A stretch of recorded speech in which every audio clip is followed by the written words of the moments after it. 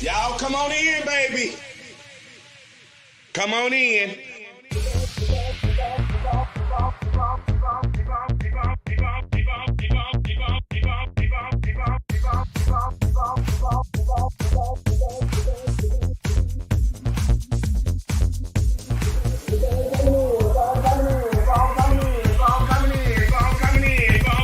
I wait for everybody to come on in. Come on in. Come on in. Come on in.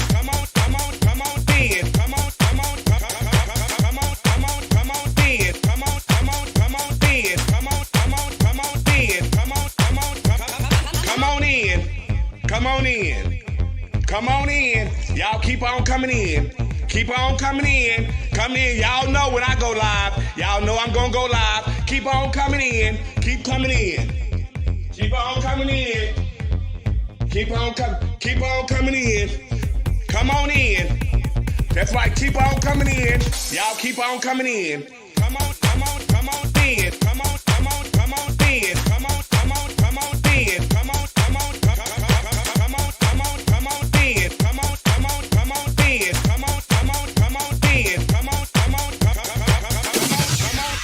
Come on in. There's no budget here at the Boom Boom Room. See, we have no glam squad here. There's no hairstylist, no nail technician, no makeup artist, just you. This is a do-it-yourself type of gig over here, sweetie. So guess what? This will separate the little girl from the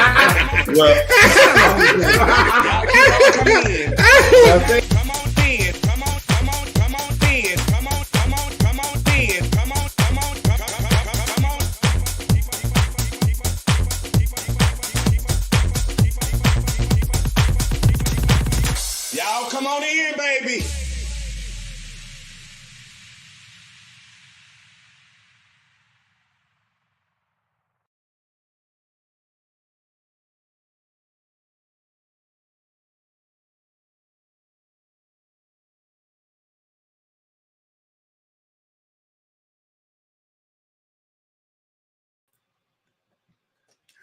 What's up, everybody? Happy New Year, Happy New Year, Happy New Year. Welcome back, and it's time to get our gist. It's another night of our point of view, bitch. We back.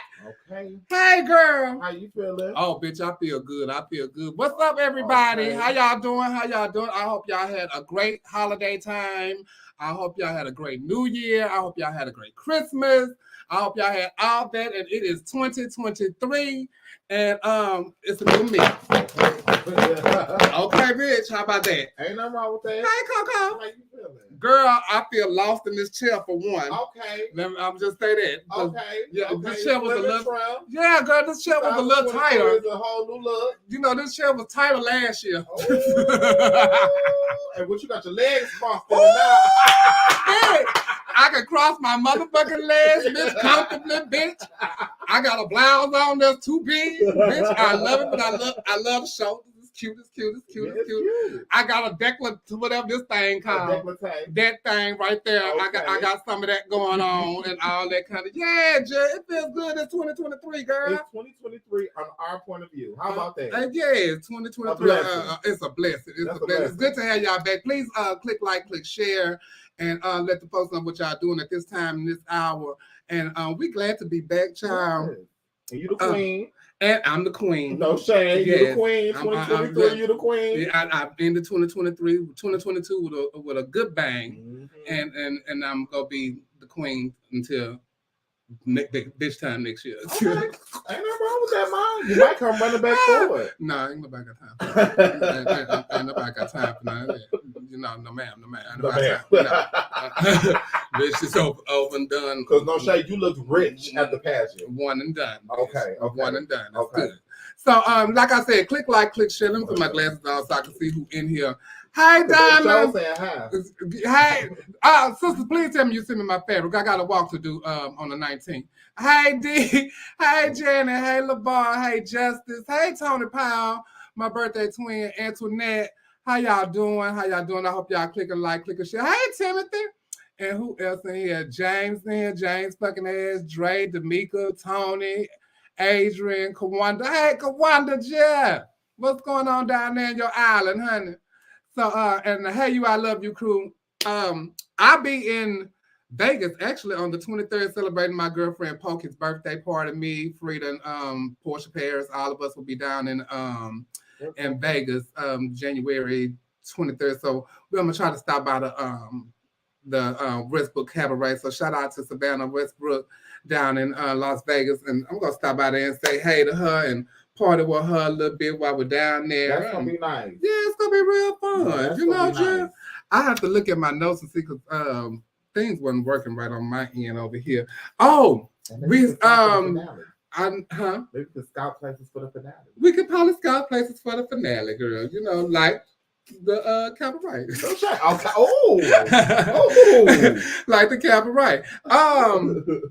Listen, I don't know if y'all know, but you know, it's open enrollment time still for healthcare plans and stuff like that. And that's one of the things that Coco do outside of being here at our point of view. So Coco, tell them about open enrollment. Okay. Well, it's currently open enrollment for health insurance. So anywhere in any state right now is open enrollment. So if you do need assistance or help with your or really health insurance, you can just go on healthcare.gov and you could be able to navigate through the system and find you some affordable health insurance.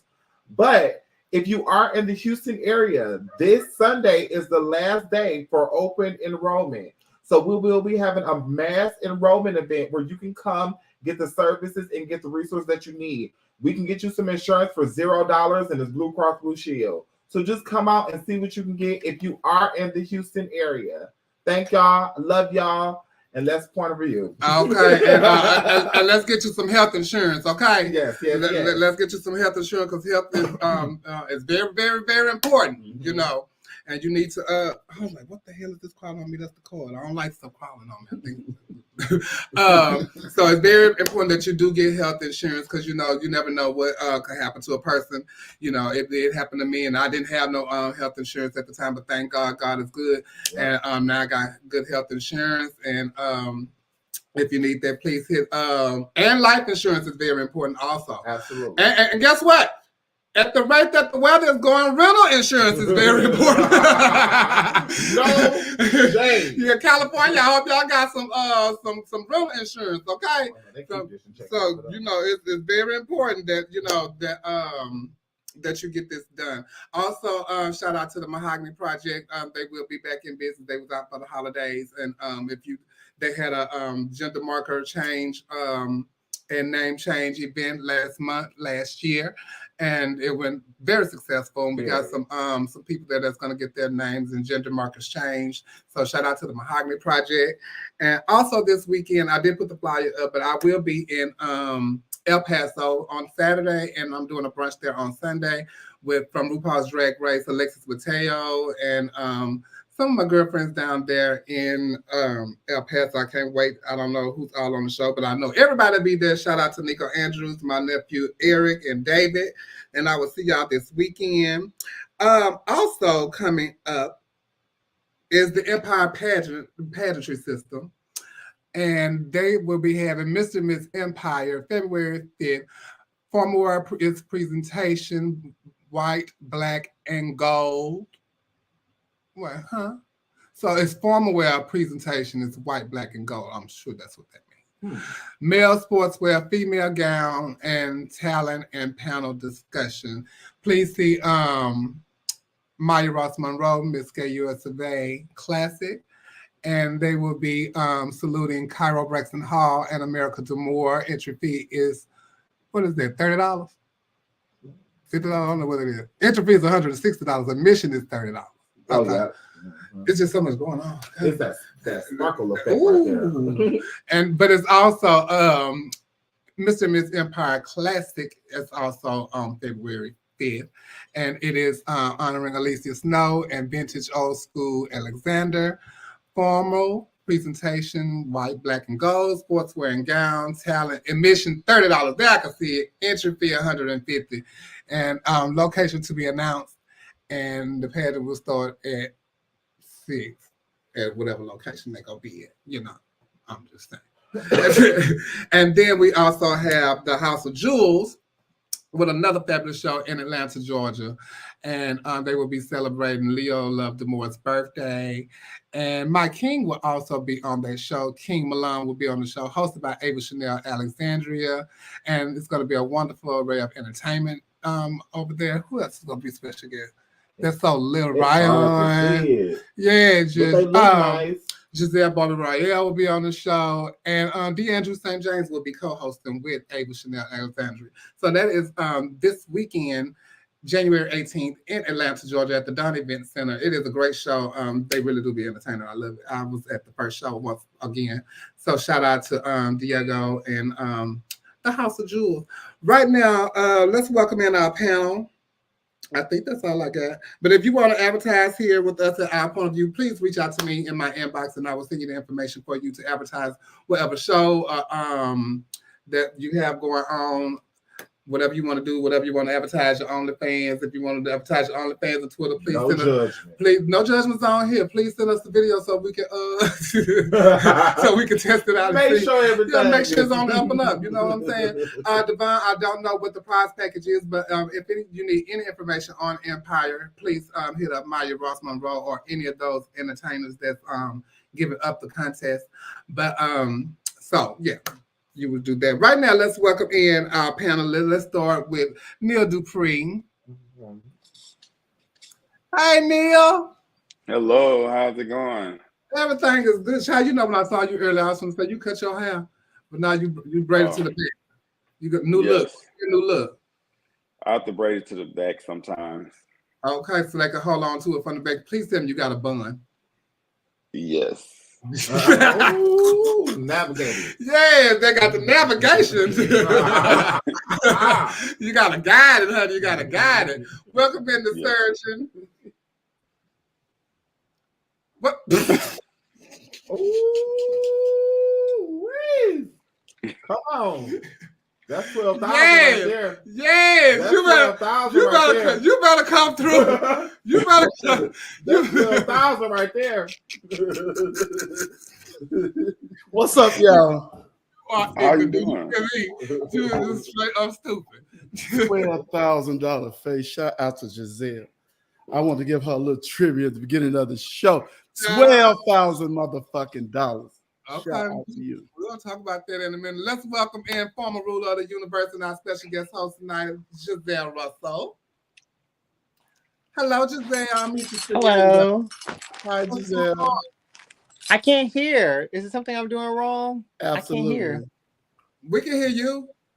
Yeah, we can hear you. We can hear you. You can't hear us?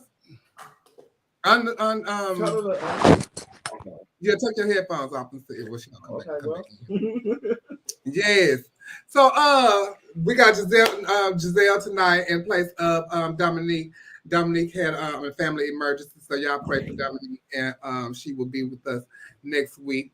And but yes, please send our prayers for Dominique because she had a little family emergency, and we wish her the best. And send our love and happy New Year to her and her child, her son. Love you, Dominique. We love you, Dominique. And Giselle is back. Let's see. Back out. Oh, she back out. You know what? I had to realize too once when I was getting ready for the show. This is what January 11th. You know, you the first person I probably seen outside of being like in the club. I haven't seen none of my kids. I haven't seen nothing. I haven't seen my mama.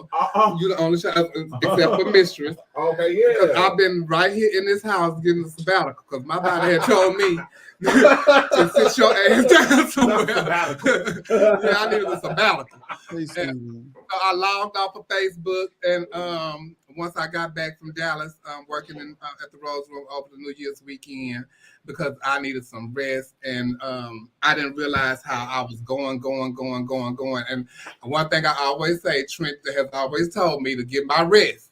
I've always told me that. So I did, and I logged out of Facebook, and I didn't answer the phone, turned my ringer off and everything. So I was in my house resting, getting some sleep in, some much needed rest.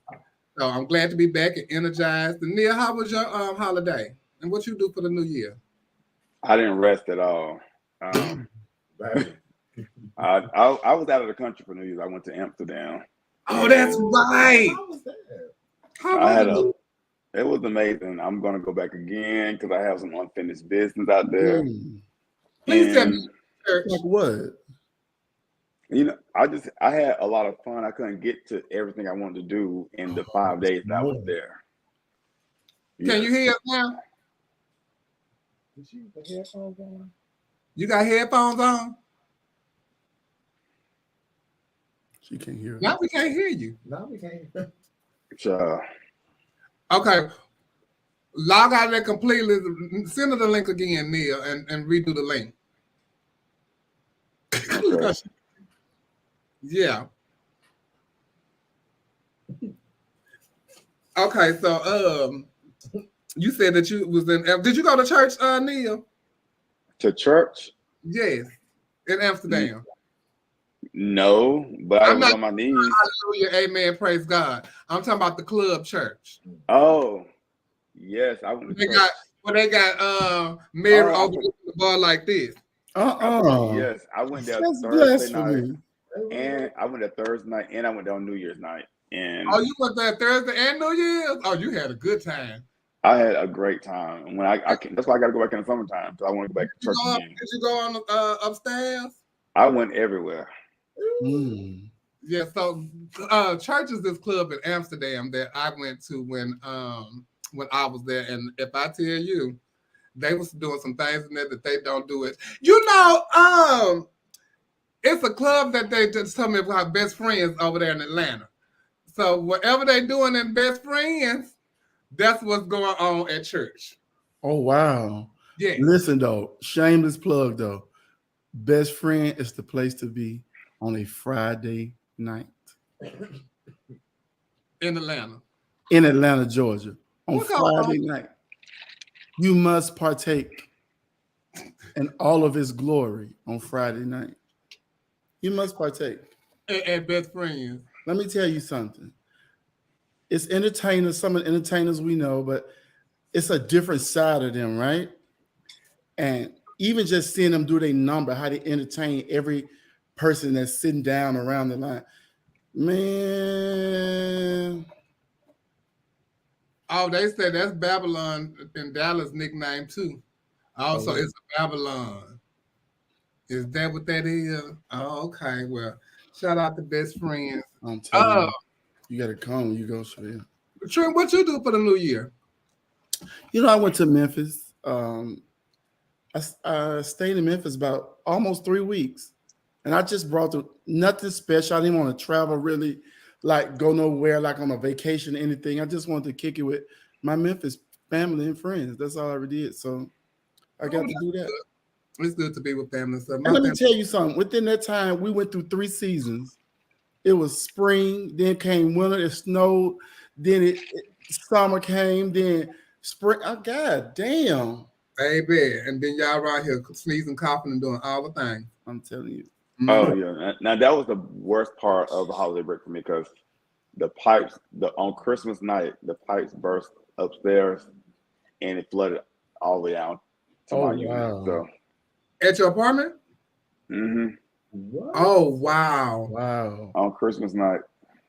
That just happened to my aunt 2 days ago, and her ceiling fell in, and she's in Alabama. And it was something about the weather and something going on over there.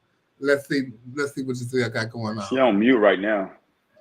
I'll mute yourself. I can hear. You there, girl? There she go. There she go. She made it. She made it. Welcome back, Giselle. Welcome. Thank you for having me. Welcome to 2023. What a way to kick off the new year. Yes, indeed. Yes, indeed. We're glad to have you here, child. How's things been going for you? All is well. All is well. Congratulations to you on becoming the new queen of the year. So amazing. Congrats. Thank you. It's good to see you, child. Thank you for coming to play with us tonight. Thank you for having me. Hey, Trent. What's going on? How are you? I can't complain. That's good. And I ain't gonna complain. None of that stuff. Thank you for the tip, Nia. It was connected to Bluetooth.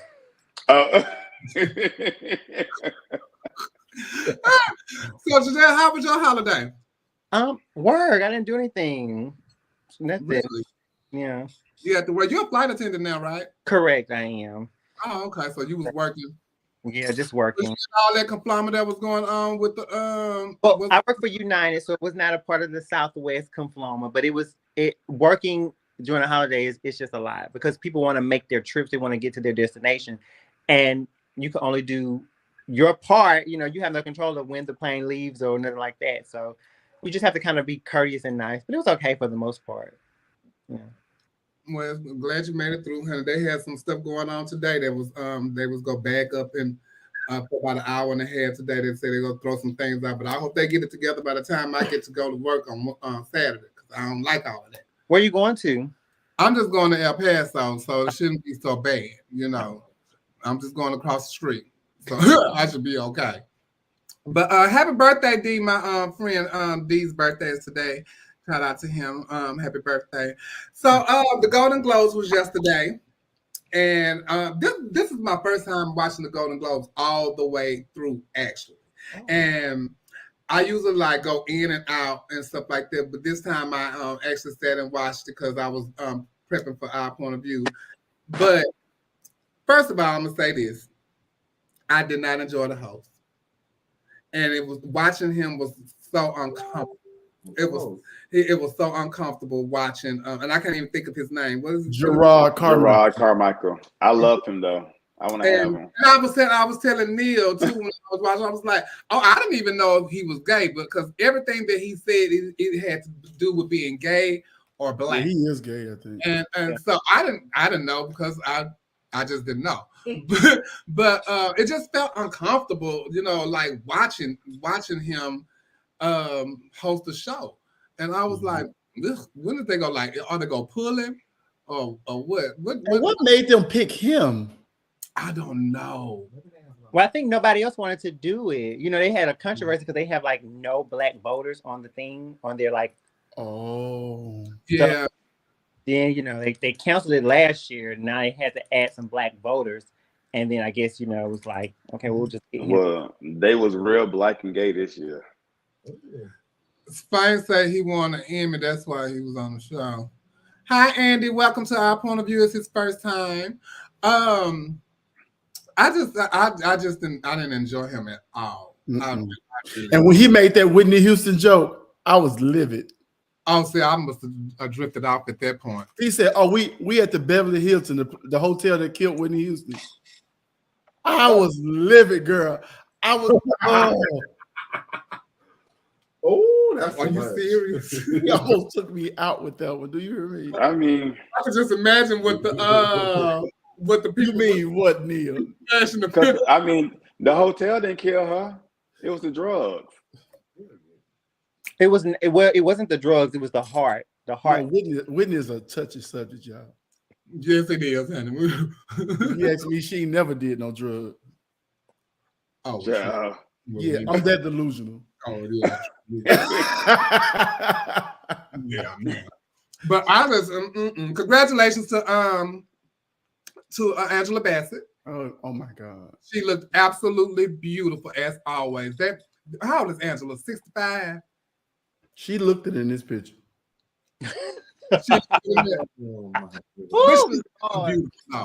And she did. She went back to the 20s or the 30s. She looks so pretty. That Jessica Chastain, though. Her dress was beautiful. Ooh, I love her. She don't play no games, does she? She don't play no games. And I just watched her in Tammy and what is it? What his name is? Jim. George. Yeah. George and Tammy. I just watched her in that over the weekend. And she was just as good as that she was as Tammy Faye in that. She was amazing. The guy from Elvis won, and his voice is just sexy, child. I thought it was all an act at first, but me too. I was waiting on him to talk like himself. But that's his voice. And shout out again to MJ Rodriguez. I thought what Ryan Murphy did for her was absolutely beautiful. Oh my God, yes. That's the best I've seen her look. She looked amazing. She looked gorgeous. Gorgeous. And I thought that was beautiful what he did for her and all the other people that he had made his whole speech about. And also to Abbott Elementary, and them winning all the awards that they won again this year. So congratulations on child. The black people won their awards this year, huh? They sure did. They need their diversity. You know, I never seen not one episode of Abbott Elementary. It's really good. It's really good. It's hilarious. It's really funny. Funniest. Listen, read me. After being in a relationship with my husband for years, he broke up with me. I did everything within my reach to bring him back, but all was in vain. I wanted him back so badly because of the love I had for him. I begged him with everything. I made promises, but he refused. I explained my problem to my friend, and she suggested that I should rather contact a spellcaster that could help me cast a spell to bring him back. I had no choice than to try it. I messaged the spellcast. Huh? What is that? Well, I don't know, but he don't want you, baby. He don't want you. He don't want you. So If he cast that spell, he will. yeah, don't use that. No. Oh, shout out to Eddie Murphy. Eddie Murphy told y'all keep Will Smith's wife's name out your goddamn mouth. That was so funny. But he wasn't here for all the little speeches and all of that kind of stuff like that. But his award was well deserved though. And yes, it was. And they was on that good stuff in that room. I'm telling you, they was on that good stuff. Yeah, baby, yes they was. But the man told y'all they was in there drunk. They was on that good shit. Man, with Jennifer Coolidge, what's her name? Coolidge. Mm-hmm. When she got up and just rambled for 4 minutes straight. And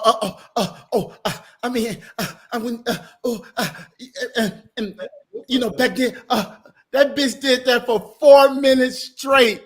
That's how fucked up she was in that room. That's why I love the Golden Globes. She did that shit for 4 minutes straight, and they did not interrupt her. They did not play the music on her. Baby, if I tell you I was with y'all hollering, dude. It's a very relaxed environment. The girls just get full, they have fun, they do their drugs and drinks. It's just a comfortable, relaxed environment. It was, yes. You know what else I didn't enjoy? And she looked pretty. She looked so pretty. Laverne Cox on the red carpet. I did not enjoy her on the red carpet. I did. It wasn't good. And it's so shit now. I had just said that I watched Georgia Entertainment over the weekend, right? Everybody that came up there, she told them, I watched this over the weekend. So you didn't, that's all you did was watch movies all weekend. I just watched this over the weekend. Now, goddamn, it's only 3 days. You didn't work at all. Like, girl. And some of them movies long, and I think she watched Avatar. Damn. And then she almost begged the director for a part while she was interviewing him. No. What color was her foundation? I was like, oh, I'm painting too light for me. I don't know. Is she what? Is she what? She be seeming like she be way too light in her foundation. I don't know. It's been bleaching or something. I don't know. Well, you know, she do that now. Yeah. Oh yeah. I don't never enjoy her. I'm sure she dip herself in the bleach now.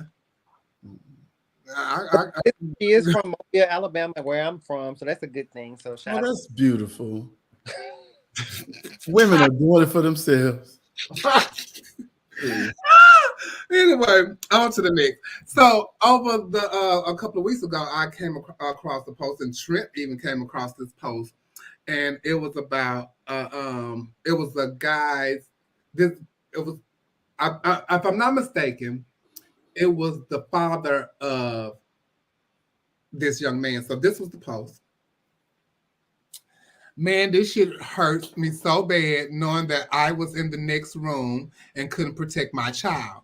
Man, this nigga picked my baby up and held his hand over my baby's mouth, speaking softly in my baby's ear, saying, I love you. You love me back, as he violated my child. I've been crying for 2 days because the police called him before I did. Man, I let this man stay in my house because I thought he was my brother and wouldn't fuck with the kids. please, my Facebook family, talk to your children about this type of stuff. Tell them to fight and scream as loud as they can, if they can, and tell them to tell somebody as soon as they can. It's crazy how you have to watch and be worried of family members too. But I will see you again. We going to prison, and you know what they do to people with them type of charges. Pray for my family for strength to overcome this pain and separation. So this is the photo of the guy. That's his Facebook page. Malik Starr, Terry Wesley. He does pageants and stuff. He stayed in Dallas. And this is the rap sheet, and he's being charged with rape, possession of drug paraphernalia, possession of a controlled substance, and he has no bond. He's 32 years old. So I've seen this, know of him, and in passing and stuff like that, and I was gagged. I was so gagged, and I could not believe, that what I was reading. I couldn't believe it. Yeah. And you never know, what people are capable of. They always say that. You never know what people are capable of. Even we done seen people that done killed their lovers. We done talked about it on the show before. Okay. And you would never think, people say, I was just talking to him, or I was this, that's crazy. And for you to put your hands on a child, they need to build one on you. Yeah, I agree. They need to build one on top of you. And you holding his mouth down, that's scary. And telling him you love him, and what kind of shit? You nasty. Yeah. Whew. So I'm glad that child told his parents. I'm so glad that happened. But you're right. You look at people. I've seen this guy around too. I don't know him like that, but I see him around. I'm like, are you capable of that? You know what I'm saying? Then now I'm looking at the arrest sheet, and it's controlled substance. Like, drugs. What substance make you look at a child like that? What substance is that? A grown man. Limits. I'm so glad that I don't have that story to tell of anybody touching me prematurely, inappropriately. I'm glad I don't have that story, but there's so many people that has that story that really couldn't even talk about it. So I'm glad that baby was able to talk about it right away. And I hope that they get that baby counseling, because now you need to understand, get a better understanding of what this was. My prayers are with you never said how old he was or anything. What you gonna say, Neil? That's what I was like. The fact that he was charged with rape and not statutory rape, for me, it makes me believe that the person is a child, but he's still 12. Like he was 12. Oh, he was 12. He was 12. Yeah. I wonder why they didn't put statutory rape as the crime then, or the charge. Because it wasn't a relationship, right? Because statutory is when you underage. When you're underage. Period. Like when you're a minor. But so I do know Malik, and he's been in my house to play cards. He's always been like a nice fella. He was always nice, and when I was seeing him, respectful. But if he's done the things that he's done,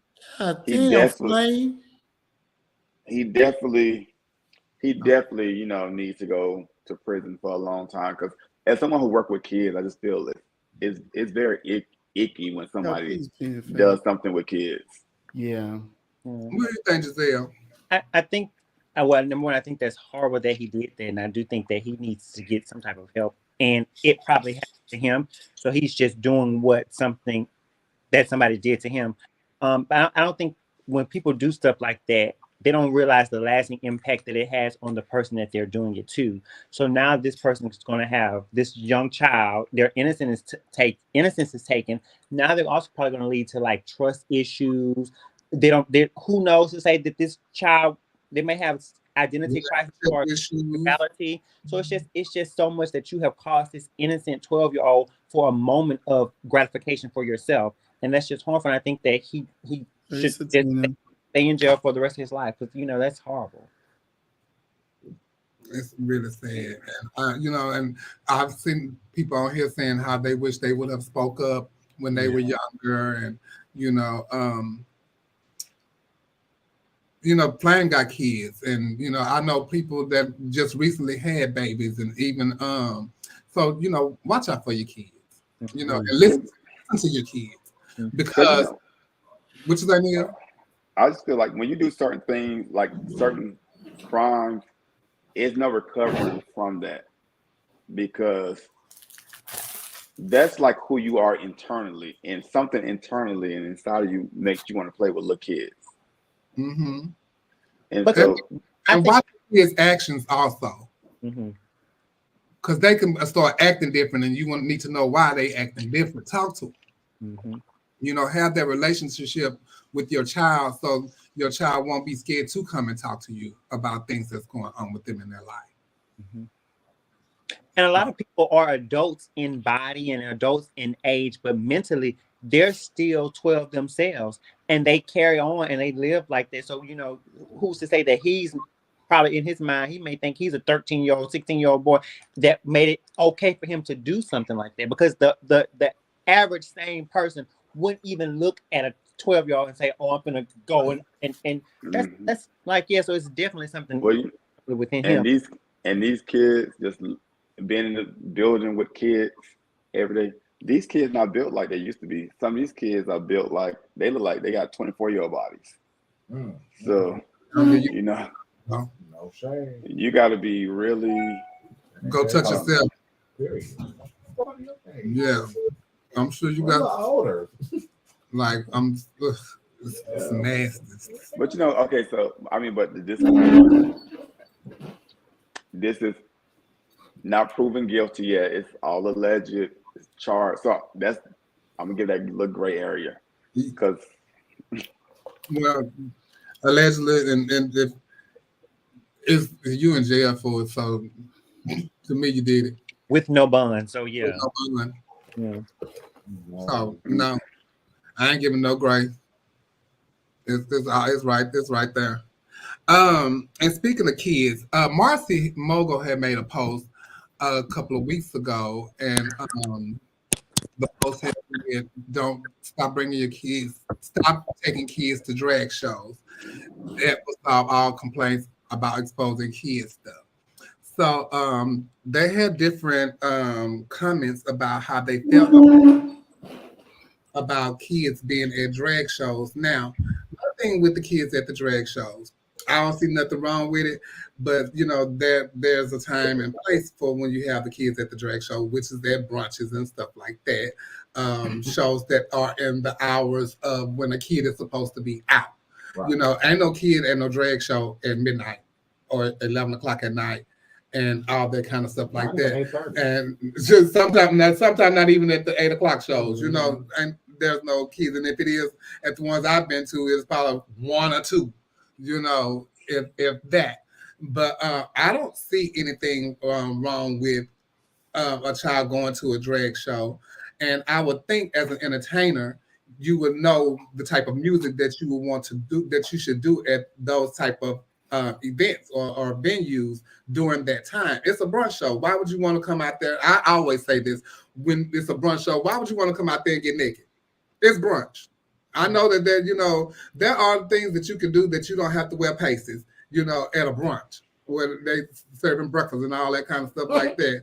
And so I do think, as an entertainer, you got to know your audience, just like, the type of audience you're performing for. You have to know these type of things as an entertainer. So I don't think, it should be okay for a child to go to a brunch show, and you should be okay with taking your child to a brunch show, because you shouldn't have to worry about the MC on the mic cussing and talking about pussies and dicks and stuff at noon. Well, the kids talk about pussies and dicks at noon, so it ain't nothing unfamiliar to them, because they talk about that at 8:50 in the morning. I think they need to keep their little bald-headed, ugly asses at home. That's a bar. Point blank, period. I like having some marriage. That's what I'm saying. Like for brunches and stuff like that. I shouldn't have to edit my show for somebody nappy head ass child who probably talk worse than I talk and act horrible as I act. Keep your ugly asses at home. They ain't got no money. The money you're gonna get them to hand to me, just hand it to me yourself. Leave them at home so they can stop making all these goddamn laws against us and shit. They getting us in trouble. Julia, what you think? I think it's to the parents' discretion. I think that if my mother would have took me to a drag show, I think I would have appreciated it because I am not a drag or entertainer. I think that, most brunches, they have mimosas and they have alcohol. So, of course, it's not the ideal setting for a child. But I do think if a parent wants to take a child to a drag show, then the onus is on the parent to say, hey, I know I'm putting my child in this atmosphere. I know there's going to be curse. I know there's going to be costume, revealing costume. So then you can't fault the entertainers or the staff for not putting forth an environment that you feel is conducive for your child. You know where you're taking your child, Yeah. Well, I can tell you, like, my mother and sister them go to drag brunches all day. In Jackson, they go to Hamburger Mary's all the time. They've taken my niece all the time. They've never taken my nephew. So they've taken my niece. She go at them to the stuff all the time. The nephew, no. So it's still a limit with some people. They'll take their daughters. My mama took me to the drag show when I was little. Look at me. Okay. Here comes the plate. But I don't really see nothing wrong with a child if you know what you take, like Giselle said, you know where you're taking your child. But I just don't think, certain like Hamburger Mary's. I know, like, it's the difference from Hamburger Mary's and going to traffic brunch, okay? So that's the difference I'm talking about. Mm-hmm. So I would know I'm at Hamburger Mary's. It's gonna be some kids at Hamburger Mary's. I wouldn't expect nobody to bring their child to traffic. I wouldn't bring them to traffic brunch. But brunch is brunch. I don't want to really see kids. But there are different types of brunches, though. I don't want to see kids at brunch, period. I don't want to see kids and dogs at brunch. Leave a motherfucking ass at home. They go hand and fucking hand. Leave their ass at home with a fucking sitter so you can come out and let that girl come snatch that lady purse again, take $700 out of it. And you remember. Yeah, the brunch in Vegas. Yeah. Leave their ass at home. Wow. And then they also had like some comments that people was saying, what they more children have suffered abuse at the hands of religious leaders than by drag queens. Stop taking kids to church. Oh my God. Marco. Maybe those religious leaders was drag queens. Maybe. I've taken Penelope. She's 6 years old. My daughter to many drag shows. I've only had one good experience, but I understand your post. No, I've only had good experiences. I only had good experience. Okay. So we want parents to decide what is right for their kids unless it's against what I believe right or wrong. It's a parenting thing. It's totally up to you if you want to take your child there or not. They tell me, please stop taking kids to church. Y'all wrong for that. But Shay Kool-Aid said, just thinking about the show To Catch a Predator and how they expose husbands, fathers, faith leaders, and community leaders, but never a drag queen. Well, they just ain't got to the episode on Sherry Pie yet. Oh my God. She wasn't messing with a child though. She was with grown people. Yeah, it was grown. It was a grown person. Yeah, she was. She was still a predator. Extortion. She was still a predator. He wasn't with a child. And then didn't that boy say Shangela stole his booty too? Huh? Didn't that boy say Shangela stole his booty too in his sleep? He was of age. Yeah, a predator still. Allegedly. He used to be raped. And also Malik wasn't no drag queen. He did boy shows. Period. Oh. So a predator still. Yeah, predator's a predator, but I haven't known for no drag girls to be one. They ain't called her out yet. So Thank God for that. Over the weekend, they also had on to the next the Prodigy Ball. You know, okay. I'm gonna tell you. These balls be going on, right? How many categories they be having? At least Like 4. 20. 30, 40 categories, damn near. Damn. So why It's is broken it in 2 that divisions. talk about one particular category Because at the end of all the balls? Because it's the grand prize. And it was like the second category of the day, I think. Yeah. It's the grand prize. So it's the big category. Okay, so sex siren used to be a big category too, even though It can be if it's the grand prize. Well, set Saturday is a big category with $0. It's still a big category. That's what I'm saying. Period. Yeah. That's what I'm saying. So why don't we, when we get to talking about these balls and stuff on here, we can't go back and look at none of the other stuff and none of the other pictures and stuff, because up and down my timeline is one particular category.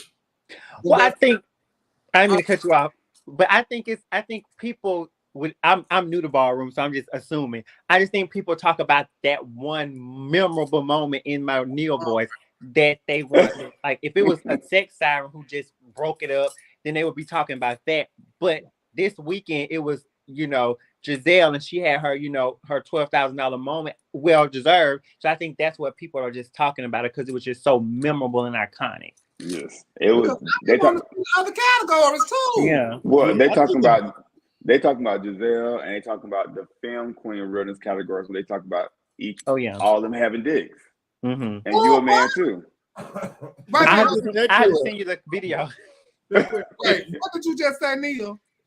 The film queen realness categories when they was battling each other. And it's like, you a man. She's like, you a man. She's like, you got a dick. She's like, you got a dick too. That's how they do. That's how they do. That realness is tough. They was pussy. They do. Are you serious? Them hoes so pussy though. Right? Are you serious? Y'all need to send me them clips. I don't be seeing none of that. I was like, well, damn, what you doing on thing at the ball this weekend? They look like whole women. Because I be waiting to see the sex siren category. I be wanting to see the runway I don't never see the runway category. No, I don't either. Bitch, runway category about 2 hours long, damn near. Is it? It'd be so many. What was the goddamn name of this people ball? The Prodigy. It's the Prodigy Ball. The Prodigy Ball. Now, And $12,000 is the most somebody ever won. but is it true that they only had 8? They didn't have 12? Because I heard that too, though. But I thought he was counting it out. He was counting it out. Did he count it out? Yeah, he counted it out. He counted out 12? Because I heard it was 8. I'll take 8. They better get Whatever it was, I mean, she left with a lot more than she came with. You know what it is too? You know what Shout it out is? to Giselle. It was the Prodigy anniversary ball. The man counted out $12,000 though. He had the security right here on the side of him and stuff. I hope she got her whole 12 now. Don't be playing. Well, it's every with time within anything, everything gets bigger and bigger over time. So somebody gave out 12 this year. So later this year or next year it'd be 15. 15. And then so just like so that's the most they've ever. What category was this? Femme Queen Face, right? Yeah, Queen Face. So that's the most that any ball has given for Femme Queen Face. Yeah. Yeah, but when Raquel won it, it was a big deal when she won 5,000. She was the first, but First time ever. Yeah. It goes up. Time moved on. Child, when Raquel won, it was what 2000? 1990. No, she won 5,000. So things evolve over time, and Giselle got her 12,000. She got her 12,000. She got her 12,000. I believe she got that man 12,000. counted that shit. Yeah. I got a little clip from the ball, and I'm gonna show y'all this one.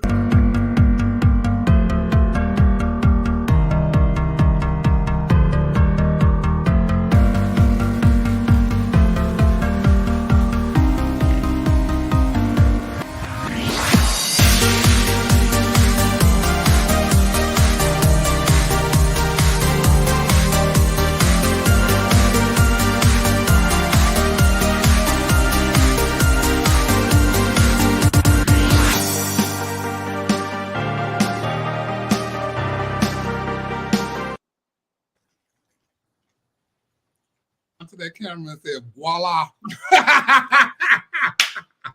So the thing about Giselle for me is that she's memorable in shows, in ballrooms. She's just memorable, and she like draws your eyes to her, and she's the moment right now with those girls. And who was the other girl?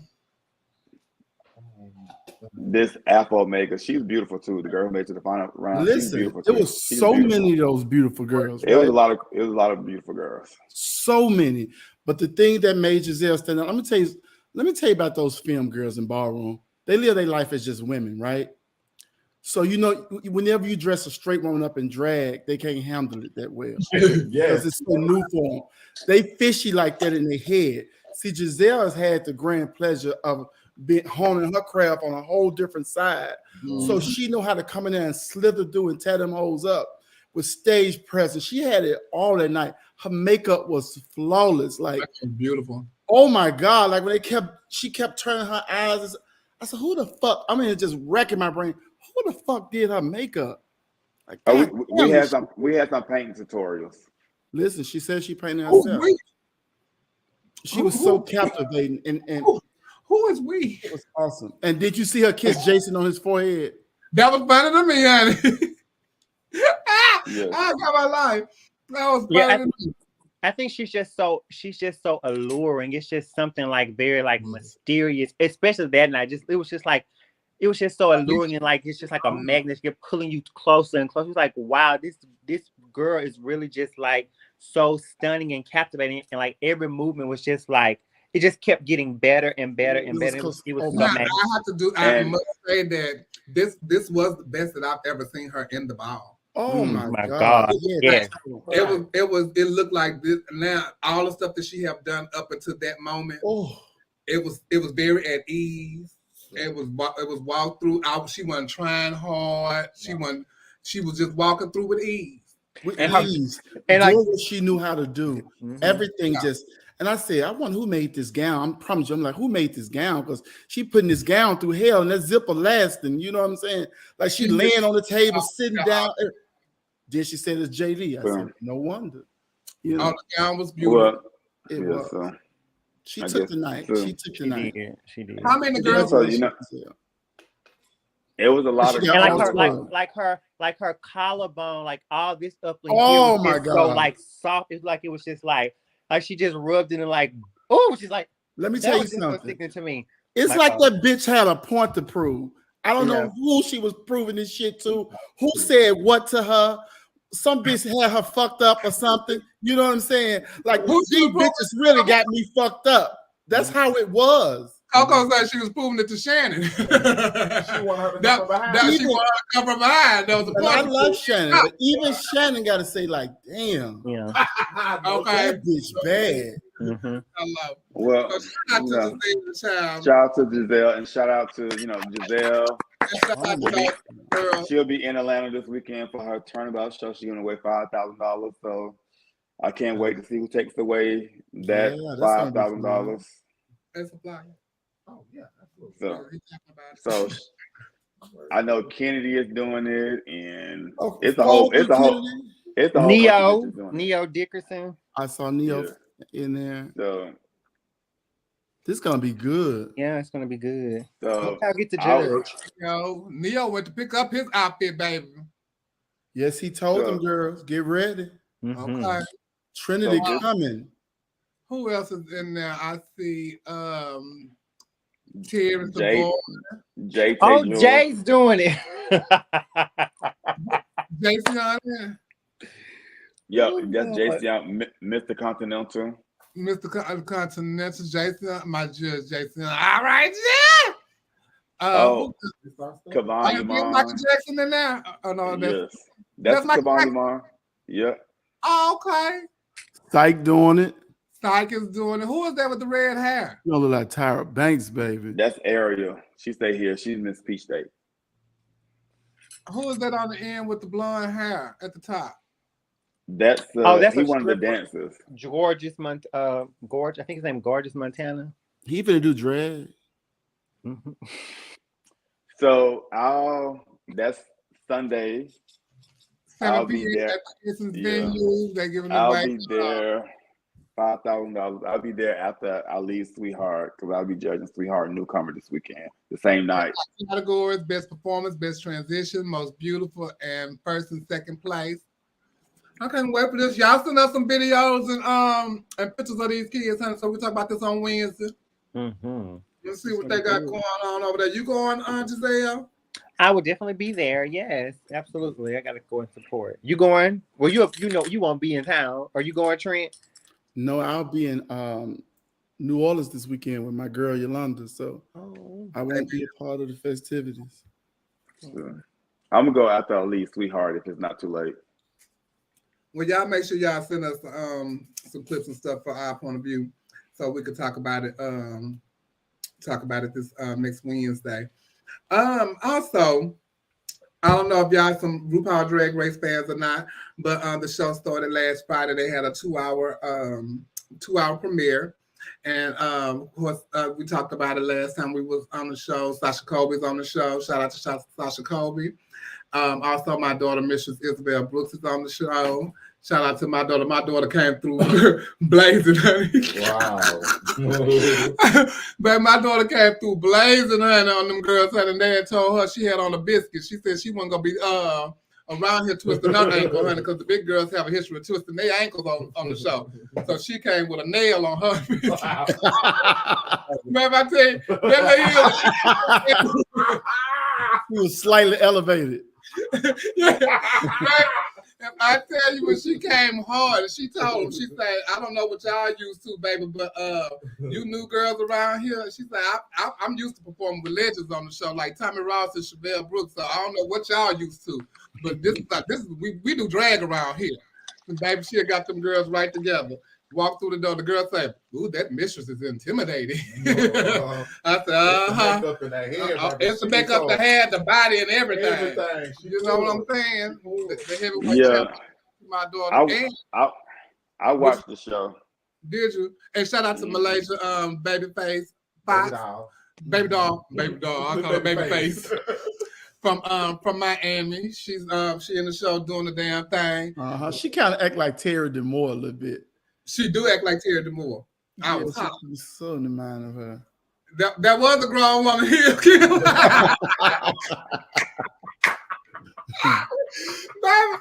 was tearing that woman here. Then they end up getting a little dance boot, honey. It was like it was that big. They My girl. Yes, ma'am. My daughter don't play no game. Yes, I can. She taking the safe way out, bitch. I'm telling you. As long as you get the job done, that's all that matters. I'm telling you. Yes, ma'am. They said she had came through looking like a big Texas diva, but she ended up looking like somebody that owned a piece of real. Oh God. You know what? In her confession, she did give very. That comment took me out. She gave very Ron Jeremy. Out of drag, did she give you Ron Jeremy out of drag? That's the porn star? Yeah. That's the porn star. But that's okay. My daughter paints. My daughter do the show. Yes, she do now. She put that on. Yes, ma'am. So that's gonna show you. My daughter's gonna show you. I really like the girl who won the challenge. I like her, and I like the girl Jack. It's about three or four. I like the Filipino. The girl, boy, he is so handsome to me. The Filipino boy, he is so handsome to me. Yeah, he is attractive. I liked it, Sasha, and I liked it, the two twins. I thought their look was the Belle and Little Mermaid. I thought that was so pretty. They so aggravating though. They was irritating me. Really? You know how somebody's so talented that like maybe they be in their head sometimes, and maybe the expectations are so high. I have very, very high expectations of Sasha Colby. And I don't know if it's that she's just not showing her personality or whatever, but I wasn't that impressed with her on the first episode. You didn't like none of her looks, or you just didn't like how she was on the show, her personality on the show? She didn't stand out. And you know what the thing is too, when you are saying all the time, mother, and our mother, you putting expectations on yourself that now all of us are expecting you to be this certain way. and you are not delivering. And if you don't deliver that, it's just hard because I don't know. She didn't impress me either. But I kind of think that she kind of holding back some because she was still good in the first episode. Like she was good. She just wasn't amazing, but she was safe. Nowhere near the bottom. She wasn't nowhere near the bottom. Yeah. But to me, this was one of the best premieres they have had in a very long time, because it was nobody that was in the show that you could absolutely say that they were horrible and that they were going to go home. Them girls were really good. Now, some of them entrance looks look like they ain't spending no money, but the girl that went home, I knew she was going home when they did that talent. But when she made the cup of water, yeah. But other than this, what the fuck was that? You know, other than that, it wasn't. The girls wasn't bad. It was a good premiere. Yeah, they put together a decent show. It didn't need to be 2 hours. It sure didn't. It was too long. I kind of lost interest. I was at the thing going to sleep. Yeah. But with time will tell when what's gonna go on the show, and I'm here for it this season. I'm gonna really watch it because what really shocked me though, I'm gonna say this too. One of the girls, it's something up there in Connecticut. For some reason, they done went and pulled all the girls out of Connecticut, and then one girl say, "How long you been doing drag?" And she said, "Oh, I've been doing drag for 12 years." And then she said, the other girl was from Connecticut too. "How long you been doing drag?" She said 2.5. But you had just said the girl that's 2.5 years, she's one of the best hosts in Connecticut. But you've been doing drag for 12. Why is it not you? Yeah. Something ain't right about that. Yeah. Something ain't right about that, Connecticut. Yeah. Well, you know, different people have different talents. Child, you have not been doing nothing for 11 years. This child did drag 2.5 years, and now she's the best host in Connecticut. Okay. So yeah, it's too many girls. Yes. So next season, the girls from Arkansas, bitch, they come for y'all deep. Bitch, or Lincoln, Nebraska. Okay. I've been to Lincoln before. I had a good time in Nebraska. I probably was the only black person there, I think. Yeah, that was one of them jokes from Golden Globes. Anyway. Oh God. Also in the news over the holiday, y'all, we rarely ever talk about these bad boy club people and all this kind of stuff, but this one was kind of hilarious to me, so I felt like we should talk about it. So I woke up one day and they had a post up, and it was about Anthony Hernandez, one of the guys here from Bad Boys Club. Oh my God. They had this video going viral. Oh my God. And it said Anthony Hernandez of Bad Boys Club shattered on Ray Potts. Good night. Sorry. Yeah, I thought it was supposed to be short, but he said shattered. So among Wiggins, who always from a disclosed location, she said, "Girl, I'm gagging. The video I just watched of an ex-Bad Boys LA star painting a Picasso. That was a mess." So this video was going around, and then it was we have a and Anthony came back and said, "Too many tacos." Oh my God. That goes to show you Miss Thing cannot be bothered. Y'all can do what y'all want to do, say what y'all want to say. It's out there. I done did this on the child, bloop, bloop, bloop, bloop, bloop.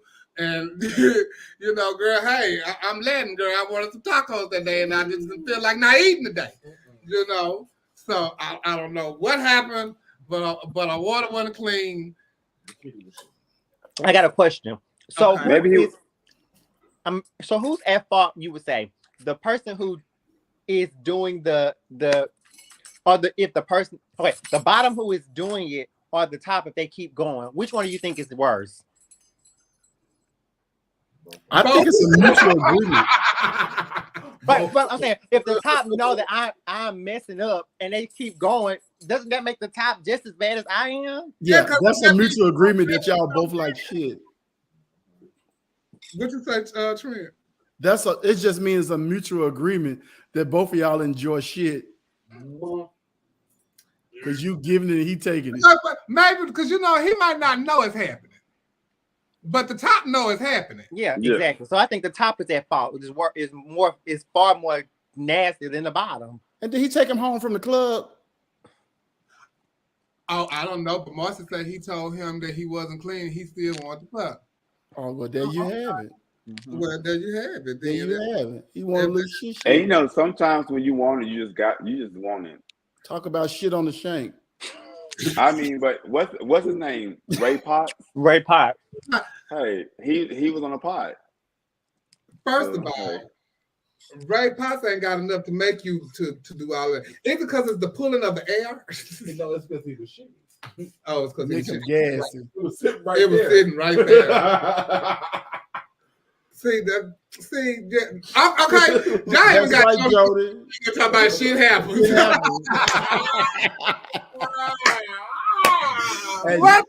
out to the legendary Jody Santana. Shout out to Jody. I know that's right. Shit happens and it happens. I'm sure that happens to the best of them. I ain't gonna say to the best of us. These niggas know they fucking an ass and not a pussy. Okay. These motherfuckers know they going to something that's used primarily to shit. So you taking the goddamn chance every time you fuck that motherfucker. So guess what? And especially if he drunk off that motherfucking tequila, if he had tequila, that he had taco. So at your own discretion. BJ and Marcy and them know. Look, BJ talking about Anthony was drunk and told him he was prepared. Ray still wanted to and didn't mind. It only became a big deal when Anthony wouldn't give him $3,000. Ow! So Ray put the video out because I did hear that it was $3,000 for the video. Or something like this. So Ray put the video out. So Ray's gonna have a big dick though. For a Z-list celebrity, $3,000. But I mean, if you're a gay celebrity and you shitting on somebody, that's kind of like major. Like that really is though. True T, Yeah. But he shot him down. He shot him down right with that 2-minute taco. He did. He let you know he wasn't even embarrassed. But shout out to Ray Potts. He be at the Monday night show sometimes. Good girls don't serve grave. Paris. Paris said good girls. They be putting their piece in people's mouths that smell like a pot. So what's okay? True T, and that be at the club. Okay, at Best Friends, as a matter of fact. Ooh. Oh.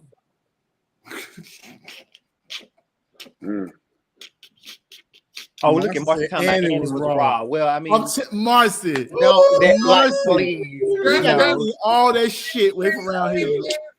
That means you got feces all up in your little weedy and all in your pubic hair. Oh, and the pubic hair is worse. The worst. Okay, though. Oh my God. You could. It's not the worst. The worst. You take a shower, you shave yourself, and it'll be okay. Yeah, listen. Let's name some people who done shitted on us. You know what? Let me tell you.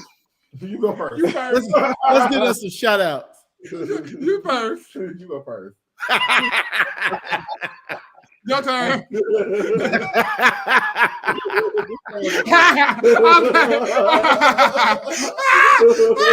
On that note, we're going to commercial. We'll be back. Oh, shout out to hepatitis. I'll tell you the truth. All my life, I had to walk around with this wet-ass coochie. WCD, also known as wet coochie disorder, affects hundreds of women around the world, hundreds of bed sheets, and hundreds of mattresses. What many would see as a blessing can turn into a nightmare, especially when you have men beating down your doors. I've had many soaked and sleepless nights, and sometimes I can't even stand or walk straight because my coochie is so saturated. I even did 2 years in a women's state prison for drowning a man. A lot of people think I have a fat ass, but in reality, I'm wearing a diaper to try to control this wop. Ladies, if you are struggling with WCD or wet coochie disorder, this post is about visibility and community. You are not alone. Warning, may cause wet coochie, squirting, wet sheets, stalkers, and even drowning. You don't listen. Camera recording. Brittany, I feel. Are you okay? I feel. Okay. I am. I'm good. Thank you. You're welcome. Okay. I'm tired. Girl, all of my goodies out too.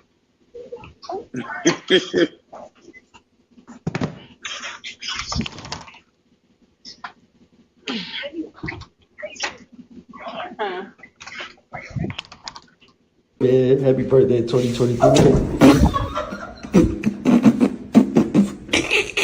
Charge $250 for this full bead. Look now. I think you spelled $25 wrong. Charge $250 for this full bead. Look now. I think you spelled $25 wrong. Point the phone to someone who stresses you out. What you do, the bathroom? The toilet paper. You get down in there, honey. There ain't no toilet paper. Oh, baby.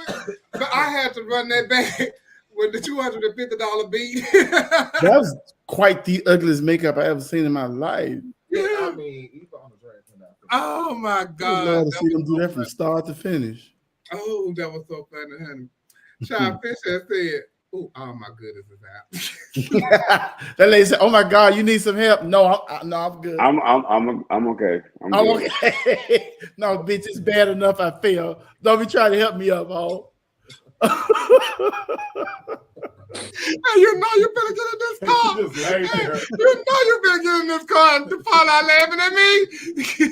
She just laid there. You can't even get up. You can't even get in your car and drive off because you're so tickled. Yeah. Oh Lord. Okay, we're coochie disorder. Oh my God. That woman said she had to wear adult diapers. Niggas beating down your door for that wop, baby. Oh Lord. What's up, Gemini? Child, so you know people make New Year's resolutions every year. Do y'all make New Year's resolutions? I ain't sticking to that shit. I don't make New Year's resolutions. Giselle? No, because I think I do the same shit every year, so no, I'm making a resolution. Oh, you know. I don't make them either because I forget about them. Yeah. Me too, yeah.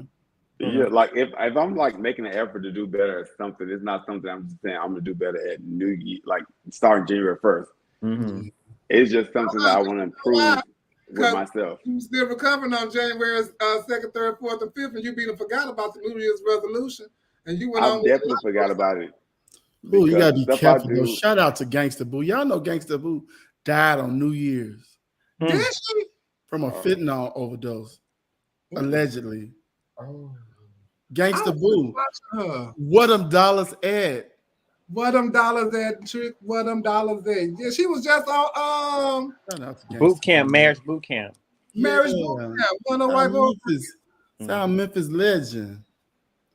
I don't know. Gangsta Boo, child. But I don't do the resolution things and all that kind of stuff like that because I think it's just a waste of time. If you go change something in your life, you ain't gotta wait till the first. But I do think the first of the year is a good time to set goals or something that you want to achieve in that year. Yeah. But as far as like changing like personality characteristics, like, I'm gonna be. I think no, we all go back to the same people we always. Yeah. Because who you are is who you are. I'll be telling you all the time. Your character is your character. Now you can disguise it and give me your best representative, but your true character is gonna come out eventually. Well, the people need to get counseling though. It's a lot of hurt and harm and danger, motherfuckers around here. Let me tell you something. That should be a New Year's resolution for everybody to really talk to a counselor. Like even if you feel like ain't nothing wrong with you, you will really be surprised what you can find out about yourself. I think that should be a New Year's resolution to everybody. You go get counseling. Yeah.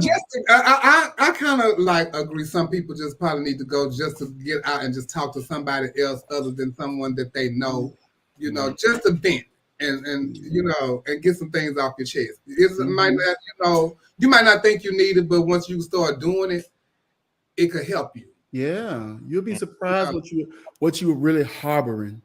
that you need to let go. That's true. That'll be good. I might need to look into that while you saying that for real, though. True. Yeah, I'm for real. I actually did it before with this with someone, and I didn't realize that's what we were doing at that moment, and it did help me. It helped me with some things with my father. Yeah. So so I actually can say that I have done it before. And that wasn't the expectation at the time. Right. What we were doing. So yeah, I think that's a good thing. People should try that. They were talking about on social media a couple of weeks ago about queens wearing nails and pads, etc., and all that kind of stuff like that. And, do y'all think that it is a necessity as far as queens that perform? Do y'all think they need to wear the pads and the nails and all that kind of? For me, I think yes, and because it's a part of the illusion of it all, and the era that I came from, and my era came from you wear pretty hair and jewelry and nails and pantyhose and breast cups if you ain't have titties, because the whole aesthetic is to give a female illusion, depending on what kind of drag you're doing, but if you're not in that type of drag, then okay. But if you can aesthetically see that that's what you're doing, do the proper things to look, like you're supposed to look. If you don't have no nails on, sometimes you can't get your nails done all the time. Put some gloves on. That's how I started wearing gloves all the time, because I didn't want to get my nails done. I needed to have a break, so I would put gloves on with my dance costume, and that's how that came about. So I think it's a necessity. What do y'all think, Giselle? I think that it looks better when you have your breasts and your hips and your nails and nice hair. I think it looks better, and I think you get rewarded for having those things. Like, people tip you more, you get more bookings. But if you want to go out there on a show with no pads and no hips or no breasts and no nails, hey, I'm all for it. This is you're representing your style of drag. So who am I to police how you want to be? But I do think it looks more polished and more neat and more womanly when you have all those elements combined. Yeah, as a patron of the art, what do you think? I think it depends on what the person is going for, because you have a lot of people that's polished and have the nails and the S, Y, Z, and they are boring. You have somebody who don't have all those things going on, and they are entertaining. So are you trying to entertain the crowd? Or it's just like, what are you trying to do? Everybody that does drag might not be doing female. They might not want to look in the dude of a female with nails and all that kind of stuff. They just want to entertain people. Some of their drag might be campy. I just want you to entertain me. Trent, you work in an industry where they have people that do nails and hair and all that kind of. You work with entertainers, and that's what we're supposed to be. So, what do you think? Should that count for us too? That definitely should be a standard to the aesthetic of the art form. I really do believe that, but I don't think that everybody will hold that standard when they get up there. I do agree with some things Neil was saying about they just do different type of drag, and I'm gonna tell you that's what makes a club like Lips or something like that. That's what makes them so popular, because. And especially, I always say, I think the Black community is a bit harder on people when it comes to aesthetics, because we really care what each other look like. We always want to look like that moment, and there's nothing wrong with that. That's a beautiful thing, because we always want to show people how beautiful our culture is. But I always say at the white bars and establishments and stuff, with the predominantly white one, I can walk out the audience with my clothes I have on and probably throw a wig on to get up there and holler and scream for me for dear life. Oh, you get paid. And I get paid. I think they just only see it for entertainment value. Some people only see it for the entertainment part of it. and some people really see it for the aesthetic of it, if that makes sense. And see, I'm a person who I'm more the entertainment value. I don't care if your shirt is a little wrinkled. Are you entertaining the people? Are you giving the people a reason to come back to see you week after week? You can be polished and boring to death to me. So okay, if we accept certain stuff like what you saying, except Neil, how do you become a person like Giselle or myself? You know, being that type of person that don't wear nails or just saying just fuck it and go out here and look any kind of way, but want to be respected as an entertainer. And respected and get paid this amount of money that I'm going to be asking for. And, you know, because the next thing they're going to say, well, you don't look like how you should be getting paid. Now, like you entertain good, but I don't want to pay you this, that, and another. And you come out here looking like that. Yeah, you good, but I'm going to give you $50 because you ain't putting nothing to your costume. You ain't buying no nails. You know. So how does that go into... How does that mesh? Well, I mean, it works for different people. They will read us to the food. Well, it works for different people. Different people like different things. That's why you have a show and people come and it's 100 people in there and 100 might want like different things. This entertainer might not give me what I want, but the next entertainer, I'll come to see that person. So each person comes out to see, you know, different entertainers appeal to their particular likes. I think people do that to nitpick entertainers, and I think that you would say, oh well, I'm not tipping her because she don't have any nails on, or I seen that gown 2 weeks ago. But you would let somebody you like wear something that they've repeated multiple times or not wear nails because this person's like. I think the Black community, it's just on a if I like you, I'll tolerate it type of basis. That could be true too. I think that's very true. Not with Black community. That's any community. That's people who have like fans. If somebody wins certain titles, then they get people who are on their bandwagon, and they just gonna buy whatever they do. Mm-hmm. And those kind of people don't occupy the pageant space either. They stay right there on those shows. Most of those type of people. Yeah. So when you have occupied the pageant space, it teaches you a different aesthetic than somebody who just do shows to have fun. Some they did on a dare, and now that's what they do for a living. It's different. It emotes different. It looks different. You know, we know to have our shit smooth, hair nice, nails nice, all this stuff, because that's how we've been groomed. These are people that's going from high school straight to the stage, or somebody who's been doing this particular drag like this for a very long time. Or they just like to do shows and they hop around the clubs doing shows regardless of what they look like, just to make money and make tips. Just to make money and make tips. That's all they're doing. That's why I used to like everybody not taking it serious. Yeah. That's why like years ago, Erica Andrews used to be one of my favorite entertainers because she was somebody who would give womanly vibes, but on stage she was so drag and she would just drag the shit out of a show. Yeah. And a lot of people they either want to be a fishy and woman or drag aspect, and she was like combined both of them perfectly, and she used to be sickening to me. Shout out to my daughter Jiggly. She say if a queen can pack a bar and entertain, she can ask for her rate and deserve it, even if she look like Boo Boo the Fool. But just cause a girl walk out in beat and stone outfit but boring as shit on stage with a 3-minute song, they may look polished, but not as an entertainer. But I mean, I feel like what do people? I mean, what you can't compare the two. You can't compare somebody who's standing out there in a gown that's beaded and rhinestone.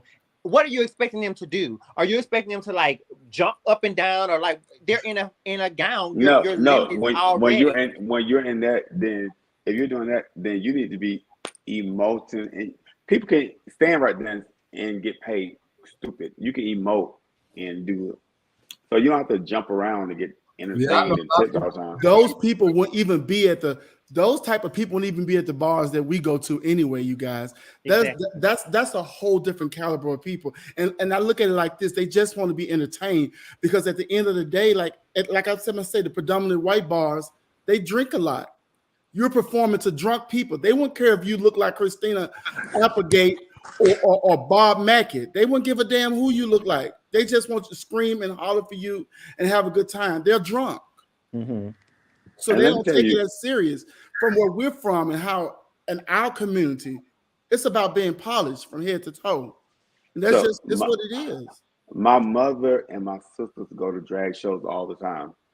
If you perform a song that my mothers and sisters can sing to, they're going to tip you crazy. They're going to tip you $20, $30, $50 just because you're performing a song that they can also sing to. You being up there and looking polished and your hair good and you doing some Jasmine Sullivan, no, that's not going to get them. But if they can sing with you and like you put them in the mood, they're going to tip you crazy. So then what you're saying is not even about how you look. It's about if they like the song or if they like you or if it's, you know. Yeah, I mean, that's why you have a club full of people. Everybody like different things. That's true. That's true. It's different things. You know, the white clubs like something, the black clubs like something. You know, the Latino clubs like one thing. You know, they might be dancing all night long. It might be this. Everybody got their thing. I think it's a lane for all of it, honestly. Because I think Atlanta sometimes groom people to be polished and not entertaining. You think polished and looking this way is good, but it's like, bitch, you ain't entertaining. You polished, but you ain't doing nothing. That when you keep saying entertaining, that bothers me because it's like, well, what is the barometer of what is entertaining? How can someone gauge their level of entertainment? Do they go by tips? Do they go by plot? I mean, like so when you say, "Oh, you could be positive entertaining," who are you to rule out what is entertaining? It may not be entertaining to you, but if this person is still getting booked, then they're entertaining to somebody. Because some people might say one girl that the girl that don't do the dance and jumping around or even the emotional numbers, but can stand there and be sickening to them. Giselle is one of them that can stand there and look sickening, you know, and they'll rush her. Not then girl can come out and dance. Which Giselle you talking about? There you go. He being a mess. No, I was asking clarity. You know, that's just like it's what you want to tip at the time. If you feel like that's what making you want to go in your purse and pull out $1 or whatever. They're not going nowhere. They don't want to be taught. They don't want to do it differently. They don't want to be better. They like to drag the way they do it. Like they ran in on a Friday night, snuck out the house with some clothes they saw their little sister wear. And they're going to get on that stage and do those Taylor Swift and Britney Spears songs. And them people going to tip and yell like crazy. They're here to stay. And they're going to be on shows with you guys. Okay. Making just as much money as you guys are making. It's never going anywhere. Yeah. Those girls on the show because those twins are on RuPaul's Drag Race just because they on Instagram or something. And they never even done a show before. Never did anything. We got girls who so seasoned in this thing. Yeah. So they've only done two shows before the show. And that's all they've ever done. Mm-hmm. So I got a message the other day from one of our viewers who wants to do pageants or get back into pageants, but they started out as a newcomer. And once I won Queen, they talked about going to Queen. And so they did ask me, what do I think about a newcomer that wants to get into pageantry, but wants to go right into like being a national and do a national? Do I think that national system would respect them as an entertainer and give them their just due as an entertainer, you know, and not because they are a newcomer? And so my question to them was, do you think you're ready to step out into that realm? Because if you are, then do it. It's not said that when you first start doing drag that just because. Oh, and they also said, do you think they will crown a 50-year-old newcomer? But who's to know that you was 50? Do you look it? You know, and just because you just started doing shows or pageantry, are you ready to step out in that realm of what they call regular systems and not newcomer systems? Do you think it's easier for you to start at the newcomer system, or will it be the same as if you are competing on a regular level?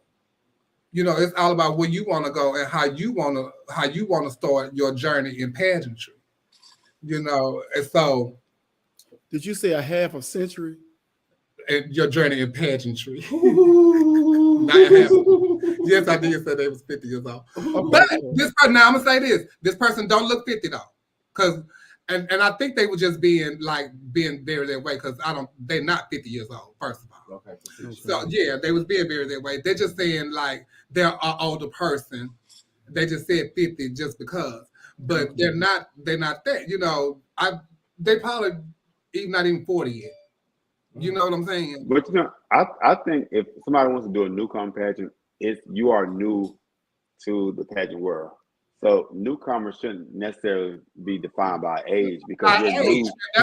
You're new to doing pageants. It's by experience. I agree. But this child had enough experience in goddamn life not to be going up to no motherfucking newcomer pageant, born in 1971. Oh my God. But they're awesome though. We are not going to do that.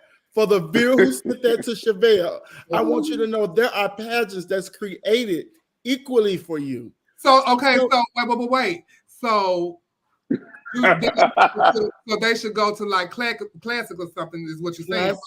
Classic. Okay, but just because they go into classic don't mean it's going to be an easy journey for them there either. Oh, no, not easy.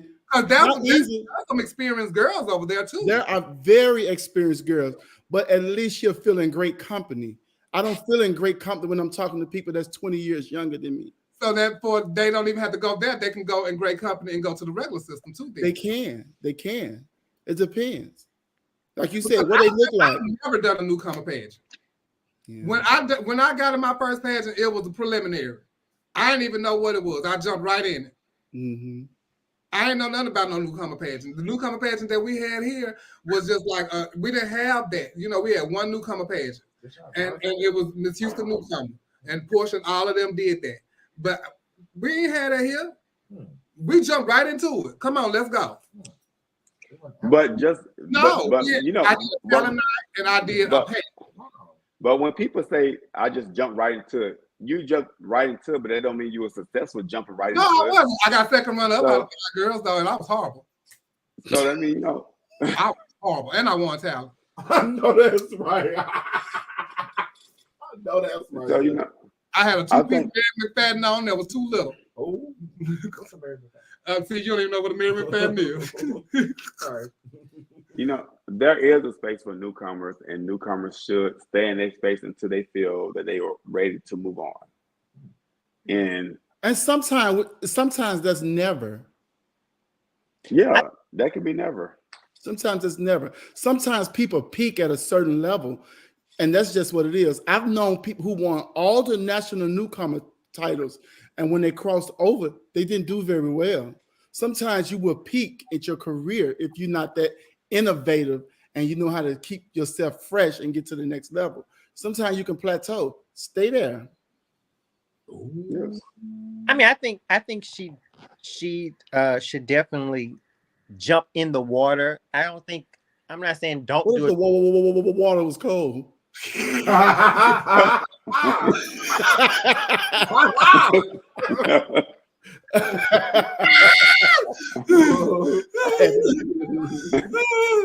I think she should go straight to like doing like the Mrs. Yeah. I'm not saying don't do newcomer, but I think it kind of like what's the purpose? I think if you go straight to Miss, you'll be able to figure out what your flaws are. Because when you're doing a newcomer, you're not challenging yourself. If you go and compete with people who are like Chevelle or like Raquel or Giselle or Stasha, you know, those type of girls, you'll be able to say, okay, well, I know what my weakness is and I'll know what my strengths are. If you're just in an arena where everybody's kind of like the same, then you really don't know, you can't gauge how good you are. So I say definitely go ahead and jump right into some of them newcomers be in them pageants, honey. They be good. Let me tell you something. Some of them bitches be so bad. I be like, why you ain't just going to the big pageant? Yeah. Yeah, some of them good like that. Yeah, some. Hey, Wait a minute. Wait a minute, Giselle. Yeah, there are some excellent newcomers, but then some of them you're like, child, it's just, Yeah, some people just will never get it. Yeah. well, that's in pageantry in general. You newcomers, veterans, classic, elite.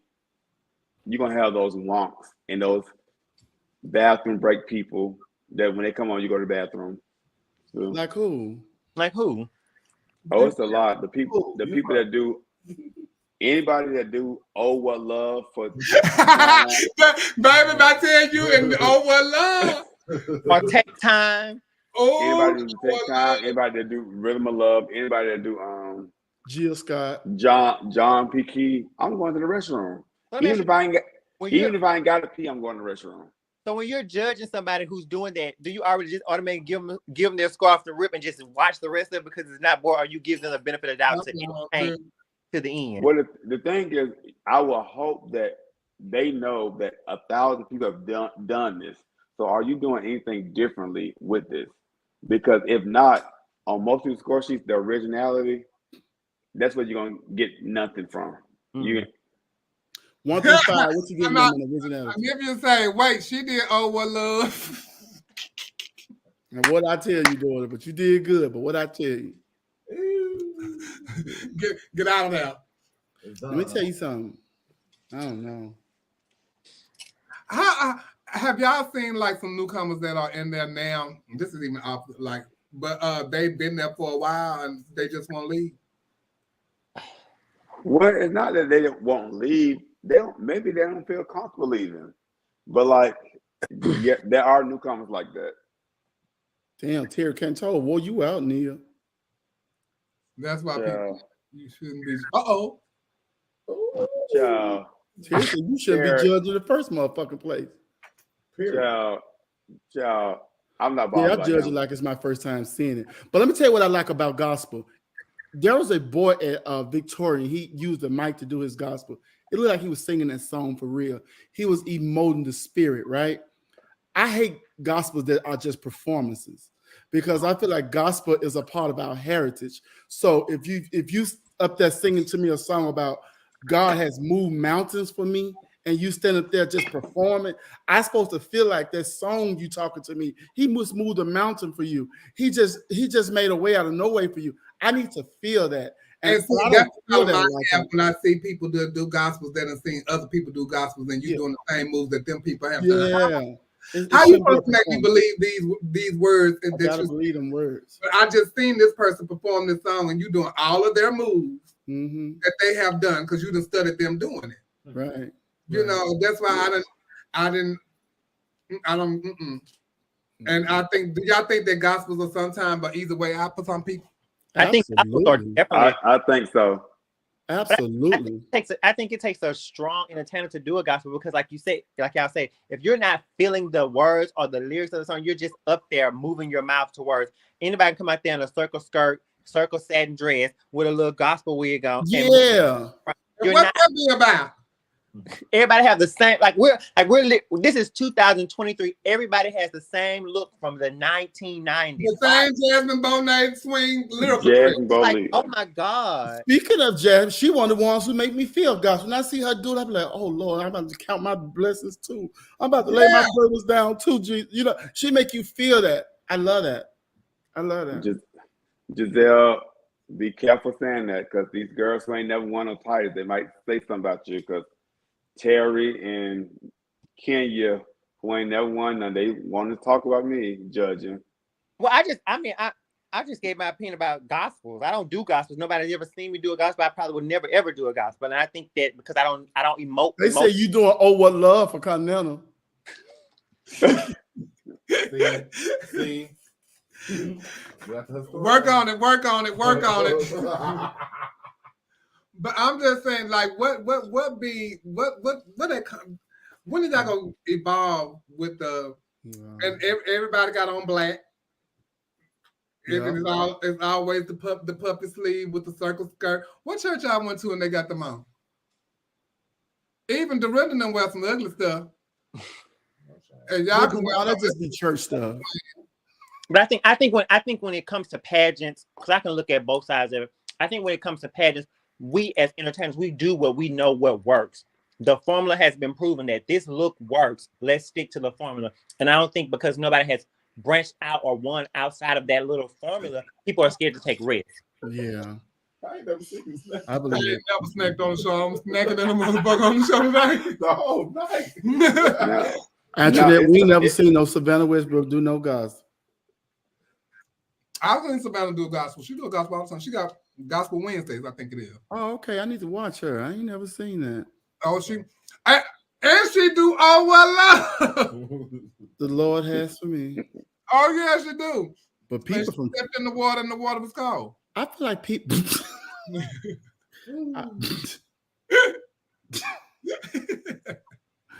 I really feel like Florida have the best gospel.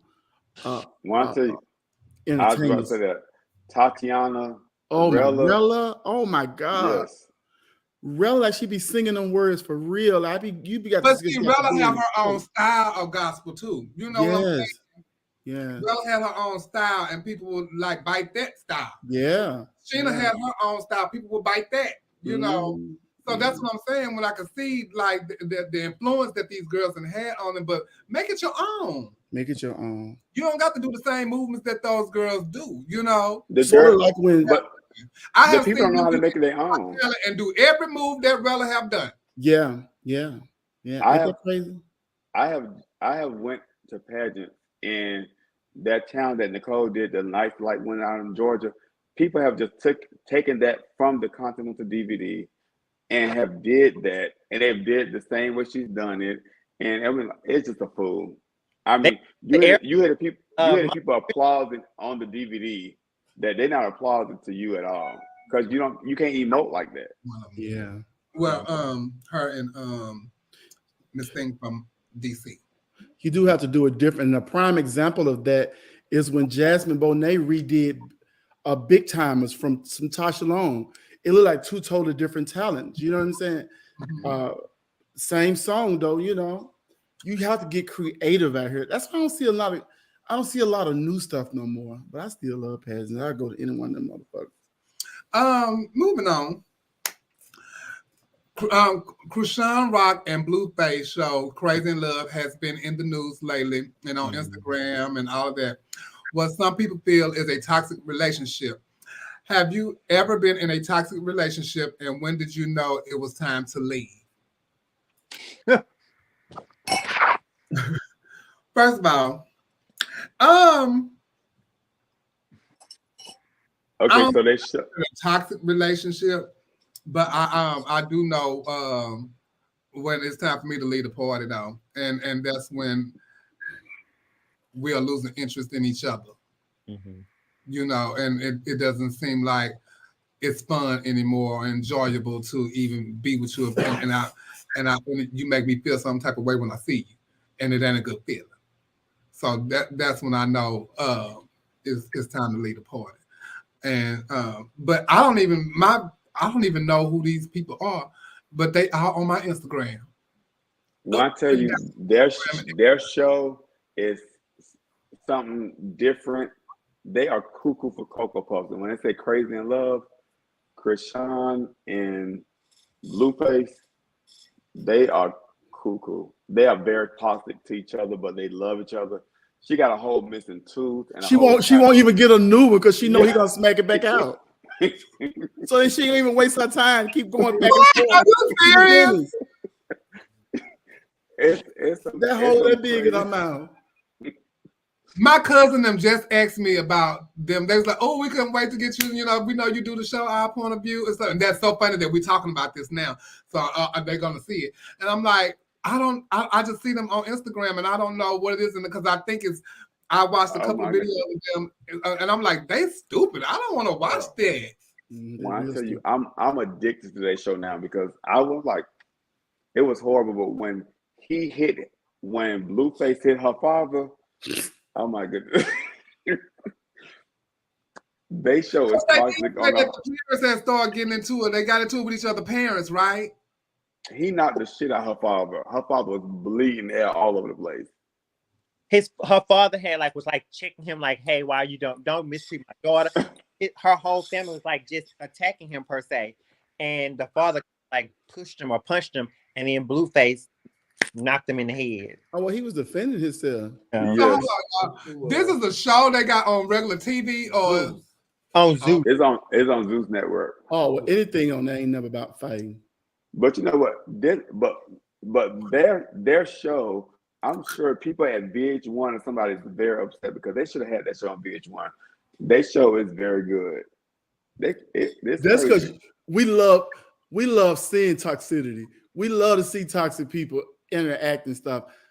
I hate that shit. That toxic shit. I had a toxic lover, and I knew it was time to go when that motherfucker stole $13,000 from me.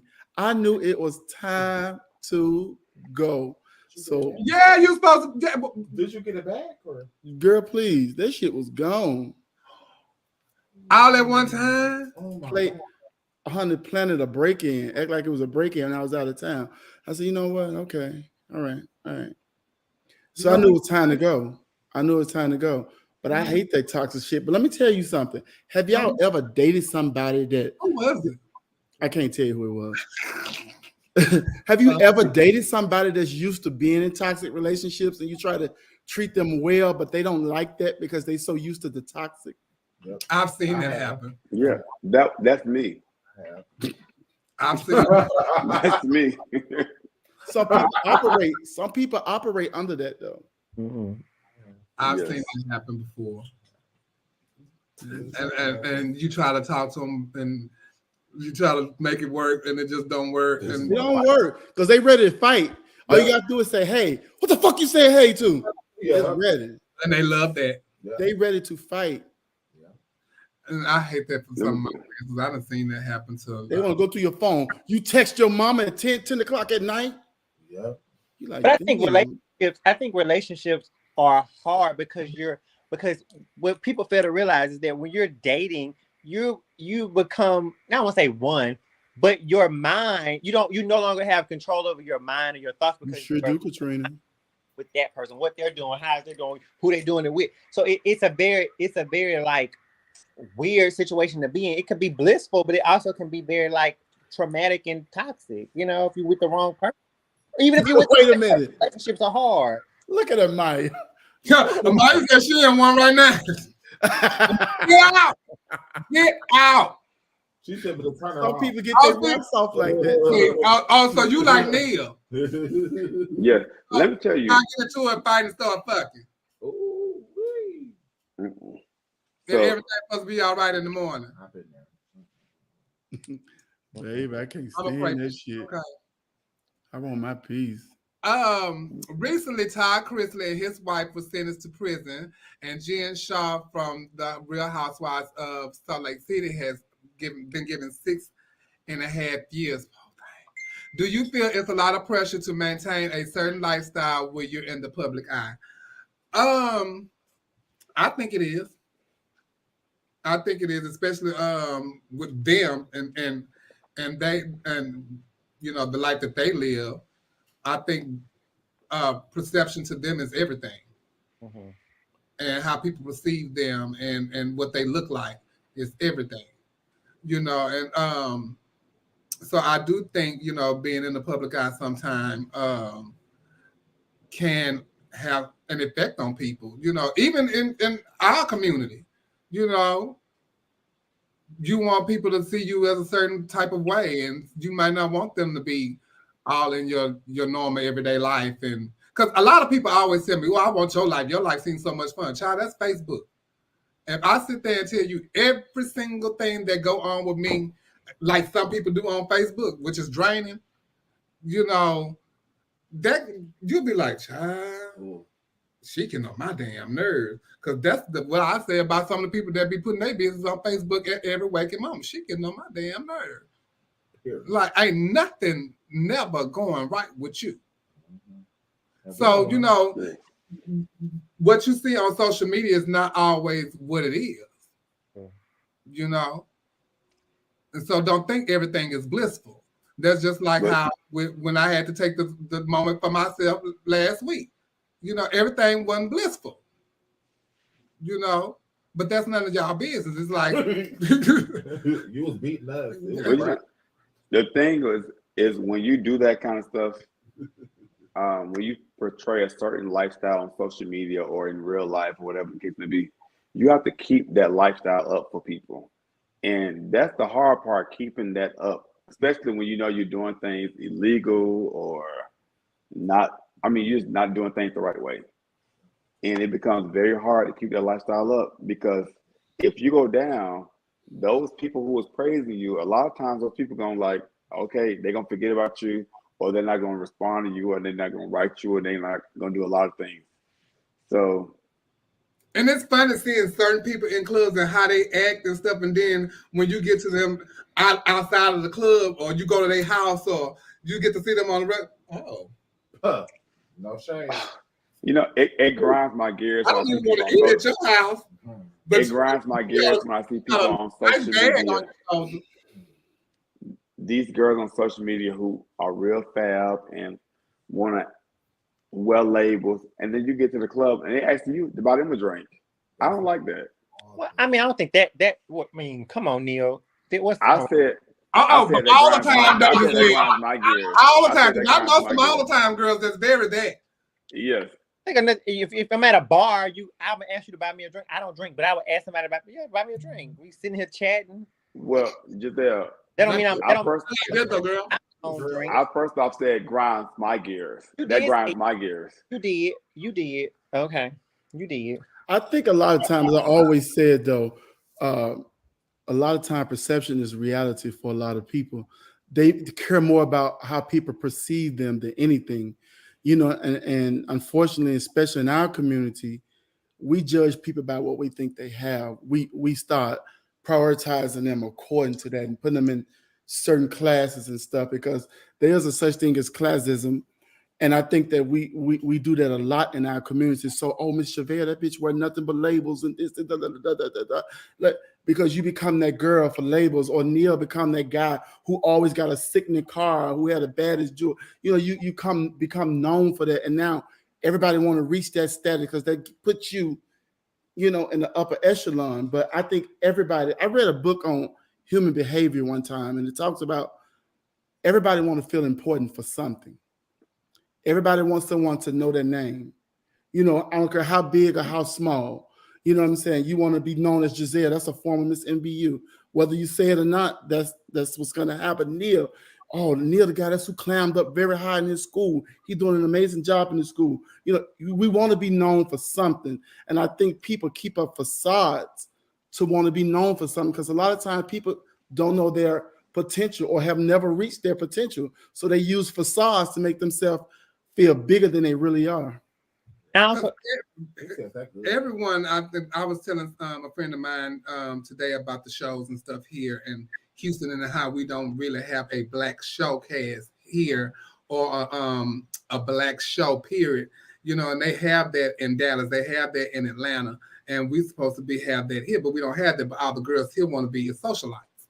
They want to be in the midst of the club and carry fabulous bags and hang with everybody that's hanging in the bathroom, and they want to be they want to, but you're not a showgirl, so okay. You know, but they don't support the shows and stuff like that. But you know, and you are a showgirl. Okay.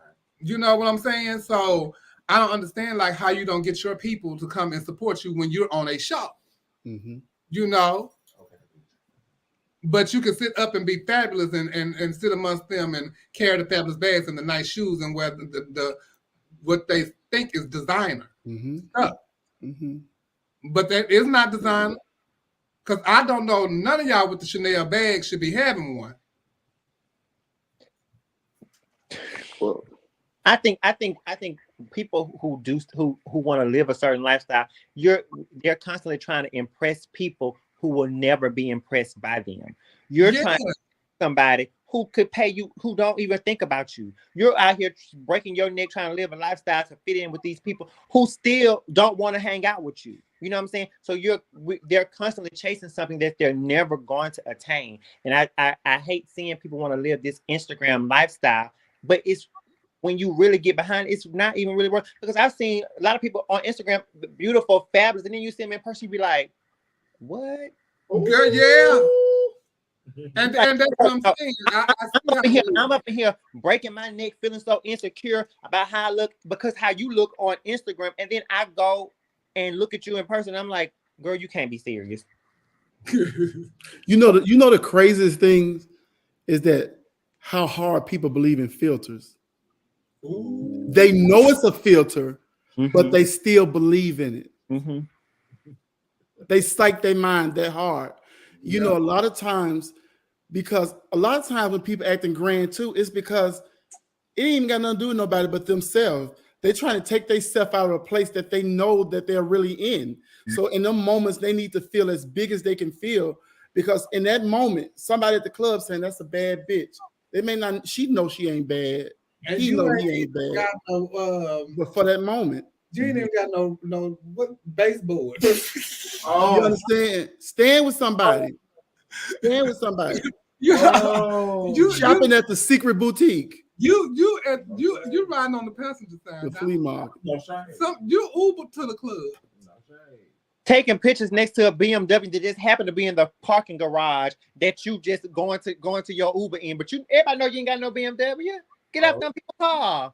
But then here go the funny part. Somebody look at that and say, "You see that bitch got a BMW? Oh, I gotta give me one too." So now here they go trying to be what they saw somebody else do, and it ain't even theirs. Robbing Peter to pay Paul and all that kind of stuff. And you better act your wage. I always say somebody else shit and all that kind of stuff just so you can get you some Louboutins. I mean, yeah. I'm just. But it's hard too. Let me tell you something. Like living in Atlanta, there are so many examples of what success looks like. Okay. Yeah. There is a standard that's been set in Atlanta, what certain gays should look like, what they should have. They should drive BMWs or Mercedes. They should wear this. They should be this. They should be that. There's a group of people in Atlanta that live by that go to all the brunches, who spend $200 and $300 on brunches, don't even have a part of the rent, because they need to live this certain lifestyle to make themselves feel better. It's the craziest shit you ever want to see in your life. Yes. And if you're not already grounded in your thinking and in your mind when you move to a place like Atlanta, you'll find yourself chasing this trend, and then you'll be out in the cold because you think everybody out here got it, and they don't. And I'll you're right, Trump, because it's people who work at Lenox Mall who I'm like, this person stay in Midtown on the 17th floor in this high rise. They drive a BMW and they doing all these fabulous things. Here I am, bitch, I'm a whole assistant principal of a school making money, and these bitches are living a lifestyle that I want to live. I'm like, bitch, what you doing? I need to be doing what you're doing. I need to quit my job and do what you're doing because you're doing something different. I'll be saying the same thing. I'll be like, bitch, I want to go. Oh, I want to do that. Yes. Oh, but bitch, I got to go to work. I got to go to work, honey. I can't be sitting there. Oh, no. But is it them that, or is it us perceiving that they have this lifestyle? Because like you say, you've seen them working at Lenox Mall, so they working, but you just perceive them to be fabulous because they, instead of taking their money, they're taking their check and going on vacations, or they're taking their money and driving. So they're not living within their means. You just perceive them to be living this fabulous life, but they're still going to work every day like the average person. So I think it's what we put on people that makes us feel bad about ourselves. Well, I can't put nothing on you that you don't display for me. I can't put nothing on you. You have to display that for me. Like, I'm not saying that you're driving this fabulous car. You're posting that you're driving this fabulous car. You're posting that you're staying in this fab apartment or doing these things. But you don't know if that fabulous car that their mom is paying the car. No, you don't know if that fabulous skyrise, if it's a 3-bedroom apartment, they have roommates. You don't know the behind the scenes. You just seeing everything in totality and assuming that this person is living this fabulous lifestyle. No. That's what it's for. It's for the assumption. We put up something we want people to assume or either take it as fact. If I post a picture of me and you kissing, we want people to think that we're together. Either we are or we're not, but we want people's head to start That's what we do. So we speaking to those people who post that lifestyle to make other people envy such a lifestyle that makes them go on the edge to try to match that lifestyle. They're not wrong. That's their fantasy. And it's funny because that's why I don't post a lot of stuff, and you know, of things that like happen for me and my excitement. It's for me. Yeah. It's not for me to splurge on Facebook and stuff like that. I told a friend of mine the other day when not the other day, but when what's his name called himself reading me and saying all these things about me. And what's funny to me is that this is stuff that you perceived. Because I've never told you that. I've never even put that out there. You know, but didn't nobody know that I did this and that for myself because I didn't post that. When I moved here, somebody just told me, my daughter told me today, asked me something about my apartment. I said, Tiffany, I've been here a year. She said, you've been there a year? I said, yeah, I've been here a year. I don't post like stuff like that, you know, and my come-ups and all that kind of stuff like that. I post what I want them to see, which is stuff for Chevelle Brooks. You know, not Chevelle Morrison's everyday life. Not what Chevelle Brooks and worked hard for Chevelle Morrison. You know, so it's what people want you to perceive, you know, and what they put out there, what they want you to know about them or what you to think. But just be more comfortable and confident in yourself. I mean, whatever you want, you set out to get, you're gonna get it because your mindset has once you start formulating the thoughts, then you start to spring into action. You're gonna get the shit. You don't have to live like no bitch. Like a point you made, Giselle. My grandma used to tell me this all the time. Don't worry about the next man. You don't know what they're doing to get what they got. Like you said, somebody's parents can be just paying for their shit for them. Here you out here trying to compete with this bitch, and she ain't got no note. Your note $1,500 a goddamn month. You competing with her. It ain't even no competing spot. You know, so you got to be comfortable in yourself. If all you can get now is a fucking Ford Edge, drive that motherfucker. Drive that bitch. Okay. Let me tell you something. One time, I was down on my luck. My grandma gave me a 1985 red pickup truck. The windows didn't work. I'd take my hand on each side and let it up. I would park that motherfucker right in front of the club, jump out that bitch with my crew like, bitch, what? I got wheels. What the fuck? And you know, and you asking me for a ride. Listen. I had to be appreciative for the small stuff so that God can bless me with the bigger stuff. And everybody, time coming. Your time coming. If you desire something, then you put it in play. You put it in action. But if you don't appreciate the small shit God give you, how the fuck he gonna give you something big? Amen. Say that. Prince Harry came under a lot of scrutiny with the royal family because people feel that he discussing his family drama publicly. Do you think that family drama should stay within the family? I do. I do, and I hate when people put that. Once again, here we go with the social media stuff. When they put their family business on social media, I hate that, and I hate when if me and I even have one of these times happened with one of my kids. We got into an argument, so you want to go and make a post about it on social media. Hold on a second, that wasn't for that. But if that's what you want, I can give you what you want. But I think that, you know, family stuff should stay within your family, whether it's your gay family, I mean, your chosen family, or your blood family. I just think, you know, everything is not, you know, for public view. What do you think?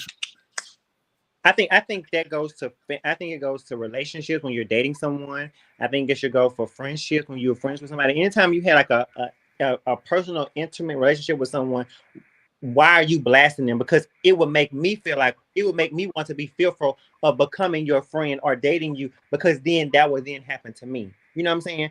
I just think that stuff like that should just be dealt with privately, so therefore you can work it out and figure out what can be done. But blasting somebody on social media, unless it's a business or somebody's providing you a service, I can see that. But if it's a relationship, family, friend, I don't. And y'all might be friends or back together, whatever, next month. Period. And just because you delete it or take it down don't mean that somebody didn't screenshot or capture. So I think it's just definitely go do that. Damage is done. Definitely go do that. But I with the Prince Harry stuff, yeah, that's at a different level. Right. You know, that's the royal family. We should know.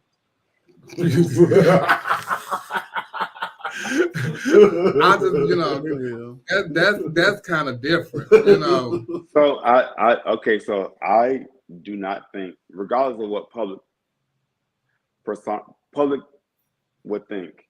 You should not air your dirty laundry with the public. And I think that some people really like to see that kind of stuff and see, okay, let's get really deep into what's going on with this family. And it shouldn't happen. That's with anybody, gay family, whatever the case may be. Even me and Nicole, and people talk about us. Nicole and I talk all the time, but for the sake of the public people, they have no idea what's going on with us, and we will not indulge what's going on with us privately to the public. You ran the shit out of Nicole on this show. I mean, no, but times. You gave it to her for blood, nigga. Don't you get on here and say that shit? Now that sound good, Neil, but you tell a motherfucking lie. We've never talked about each other privately. You sent Nicole off this show 3 times. Listen, the reason why you y'all here over here. Let me tell you, we don't talk about each other. We don't go deep on each other. Oh, okay. She just get mad, sad. We go deep. With that royal family, I don't know what I feel like he feel like that his life has never been his own anyway. From his inception into the world, they have ran around photographing him. His life has been made to be a spectacle. I also believe that he probably think they killed his mom, and he's never forgiven them for that. Mm-hmm. So this is the ultimate. He wanted to break free from that entire establishment. So if they take him away from the throne, how does he get money? How does he survive? He's holding on to one of the biggest things that means survival for the rest of his life, the way he know how to live. So if they've done some shit to me and I feel like they off my mama, give me that motherfucking pen and sit down, and I got a fucking story to tell. And that's what I think that's what it is. Yeah. We don't have the grandmother gone, so it is what it is at this point. Mm-hmm. The grandmama gone, yeah. Yeah, and especially like the grandma gone. So now I'm gonna say whatever I want to say. Yeah. It's fair game. It's fair game. And that's his experience to tell. Because if y'all realize it didn't come out till after she was gone. That's what I'm saying. And I hate to say get in that ground. When Kathy Jackson go, it's gonna be a whole bunch of shit going on. It's gonna be a whole bunch of stories going on. Ooh. It's so funny you said that. I was watching the Janet Jackson documentary today. And I said, child, when Catherine go, all hell go break loose, because they still trying to hold it down, go out of here. But Catherine's still holding it down. But let me tell you something. Janet has learned to be so secretive. Janet may have 14 kids. You hear me? And 7 husbands. When Catherine go, wait, we might have to wait on Janet. Yeah, we gotta wait on Janet. Janet ain't telling you shit. Janet ain't telling you nothing. Janet's so secretive. She's so secretive. She would even let Sherry Shepherd know she was coming to her show. They had to make it a surprise. So that's secret. Let me tell you who know all the secrets of that family. Reba Jackson. Reba know all the secrets. Bubbles know it all. They took him away. Bubbles took it on in. Bubbles took all his stuff to the grave. Bubbles took all his stuff to the grave. But Reba, yeah. Reba know all the secrets. Hold that family together. That's been the glue. Yeah, she raised all their kids. She was their mammies. What's so shocking about that family is like brothers have children by the same woman. By the same woman. Wait a minute, what? So Jermaine's wife and was it Tito? Tito's wife. Mm-hmm. They both was married to her too. Isn't it Barry Gordy's daughter? Or something like that, yeah. Oh my God! It's some kind of Listen, Janet's so secretive. She just did a 2-hour documentary, and we didn't learn nothing about her. Do you hear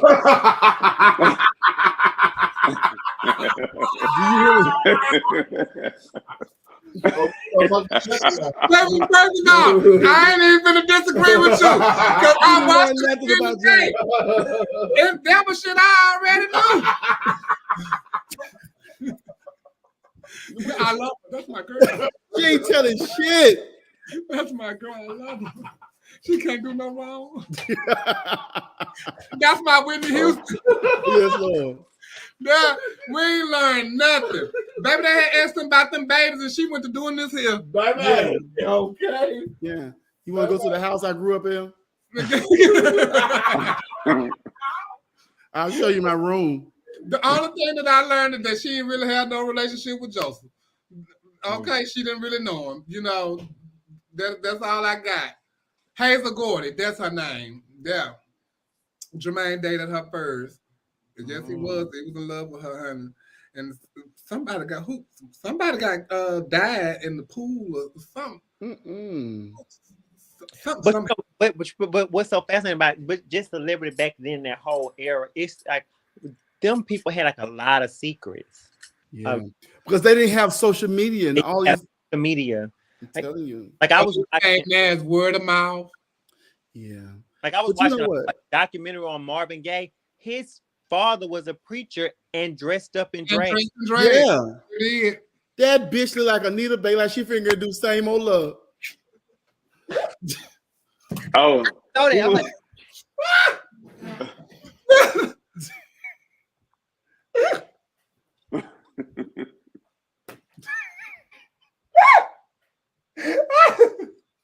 I tell you, did you see his daddy in drag? Oh, girl, it was that shirt, that white shirt he had. Oh, Kim. Certain stuff Shout out to Kim. Kim did an excellent job at the pageant this past weekend. Shout out to Kim. Oh, Lord have mercy. Oh, right, somebody was singing at a pageant this weekend. Samoria, they had Victoria International Pageantry System had a pageant tonight. I mean, this past Sunday, and Samoria won. She sang beautifully too. Yes, she had a song on the lights out, honey. Ooh. I can do it too now. I think we all need to join the opera. I'm telling you.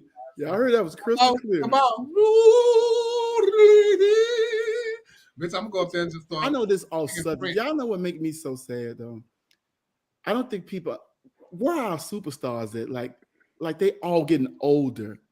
You know what I'm saying? They about to be phased out in a minute.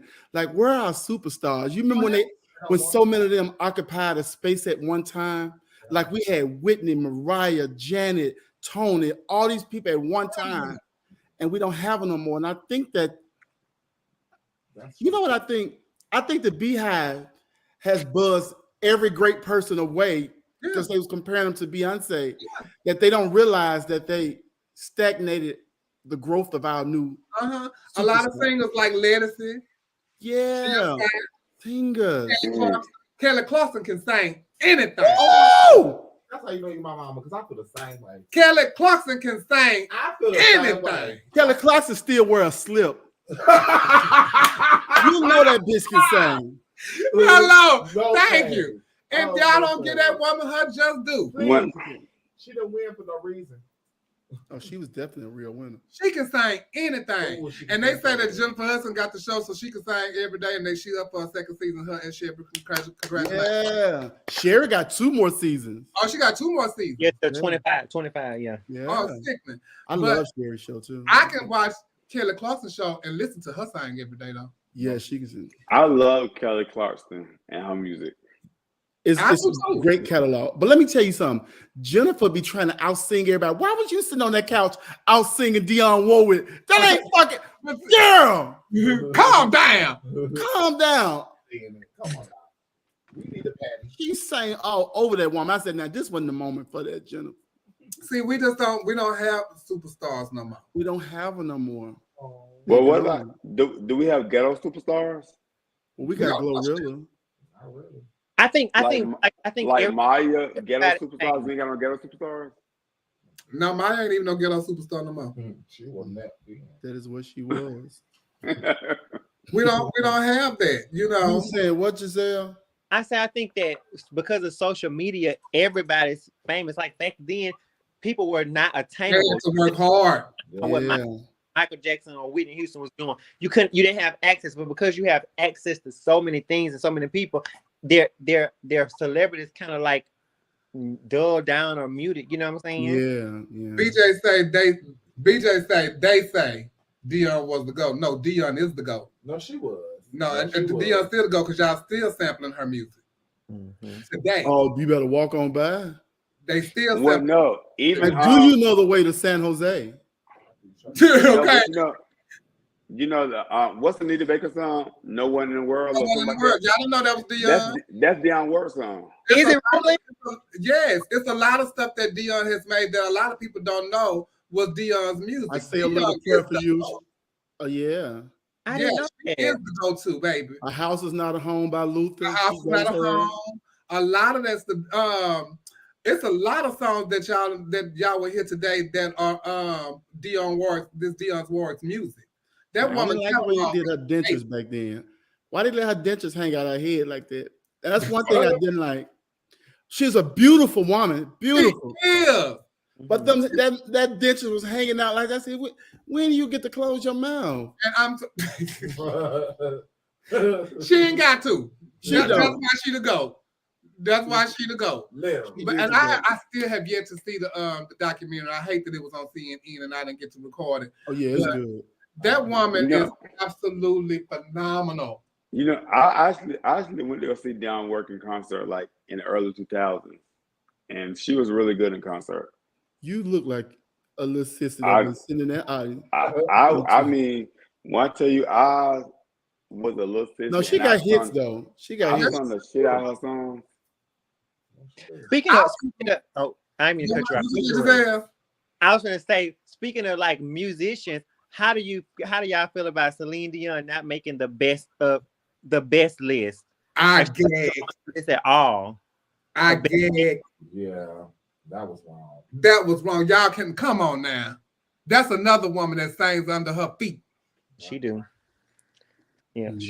But it's just a publication. But you know, I wouldn't care about that shit like that if I'm looking at my bank account. But if out of 200 singles of all time, Celine Dion is not listed as out of 200 singles of all time. Those out of 100. What? No, even at that, no, it's 200. No, it's 200. It was 200. But even if I'm looking at 200 singles of all time, and the author who wrote this, whoever, I don't care about that. Luther made it. He better have it. Luther made it. Dion Warwick made it. Mary J. Blige was in there. Yeah, you are goddamn lie. Anybody put Mary J. Blige on there? I love Mary. I like Mary, but Mary ain't saying yet.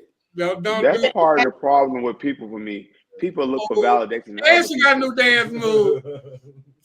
Oh, yeah, that's Rolling Stone. Fuck Rolling Stone. I had came across you know, I'm not a Sister Houston fan. Hey, shout out to Tasha Long. Shout out to me too. I'm not a Sister Houston fan, but you have to give Sister her G's though. Well, who is a Sister Houston fan? I ain't never met anybody say Shavonna Brooks, Shavonna, Trent, Tasha. No, I ain't not Sissy, man. You better be a fan of Sissy. You love her daughter. That's how she got the boy she got. What hers was, what hers should have been.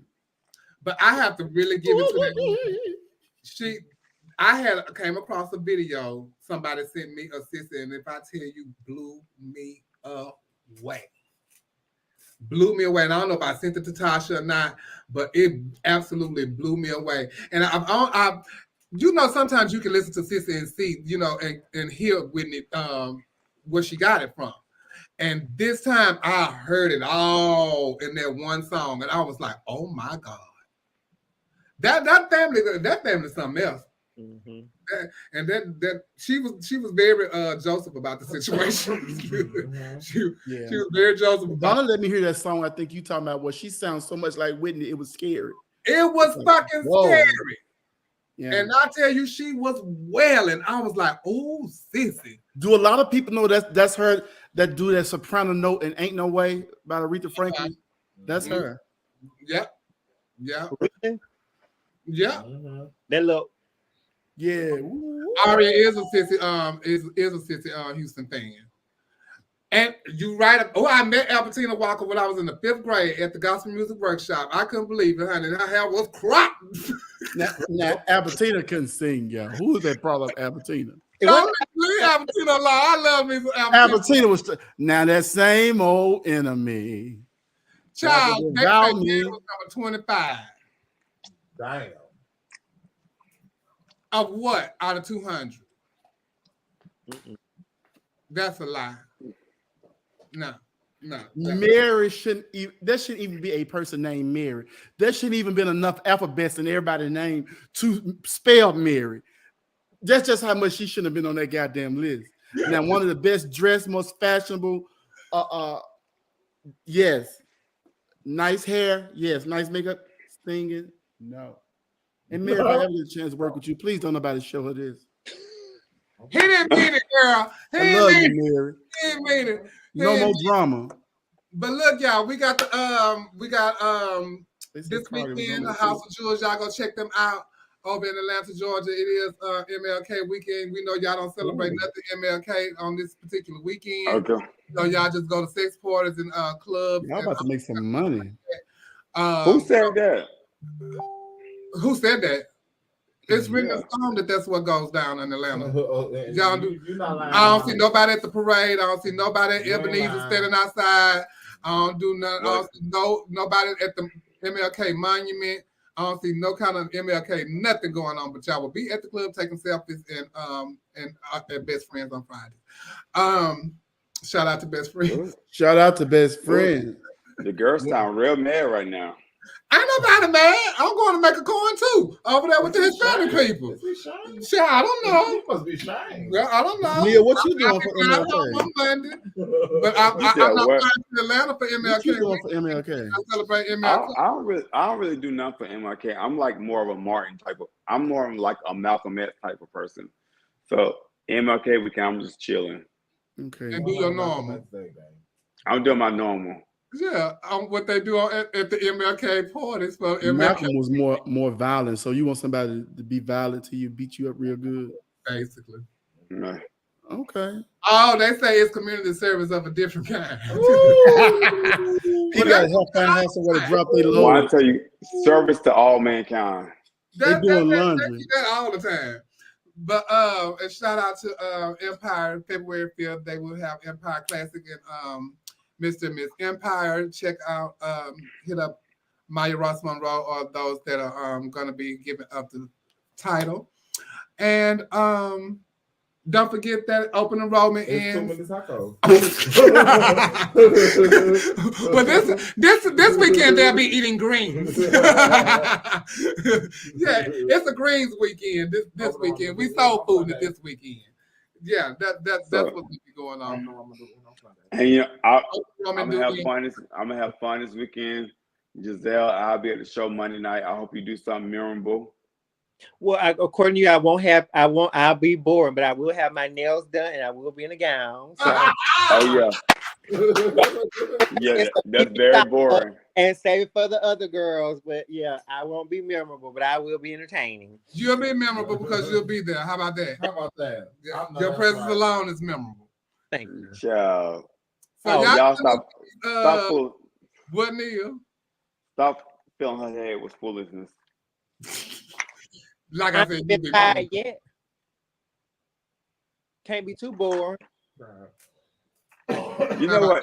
I just told somebody Giselle is like Tiffany Haddish to me. We like her, we know her, but can you tell a Tiffany Haddish joke? Can you tell a Giselle memorable moment? Oh my God. I can. Wow, I can too. I can tell. On the show? Okay. Oh, you say on the show? Oh, that lady was everything. No shade. Yes. That was a memorable moment. Very memorable. And she did it just like I told her to. Man. You remember we practiced that? We did.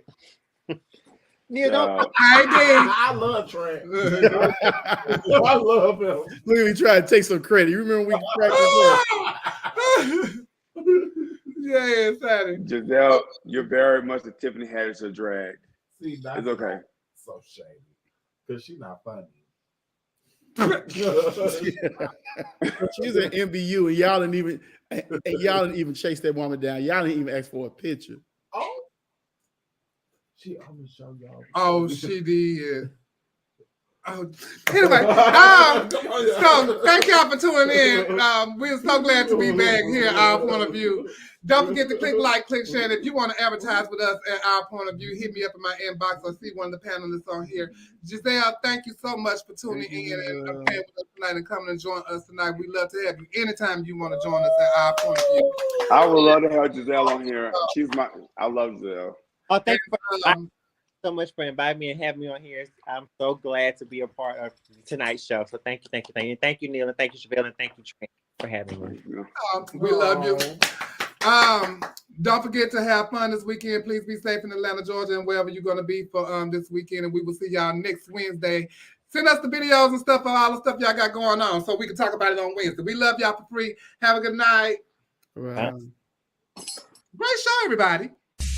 Ooh, honey. I gotta go.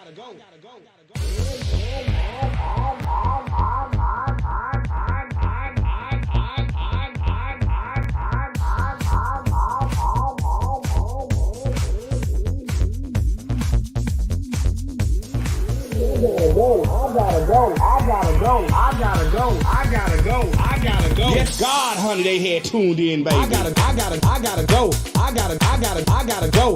I gotta go. I gotta go. I gotta go. I gotta go. I gotta go. I gotta go. I gotta go. I gotta go. I gotta go. If I tell you the kids had came in and tuned in tonight, baby. Yes, they did, honey. I hope y'all got y'all juice, cause guess what, baby? I got mine. I can tell y'all one thing. Y'all better tune in next week, baby, for the next episode of the Boom Boom Show. I gotta go. Honey, I gotta go. Yes, God, honey, they had tuned in, baby. Baby. Ooh, honey. I gotta go. I gotta go. I gotta go. I gotta go. I gotta go. I gotta go. I gotta go. I gotta go. I gotta go. I gotta go. I gotta go. I gotta go. I gotta go. I gotta go. I gotta go. I gotta go. I gotta go. I gotta go. I gotta go.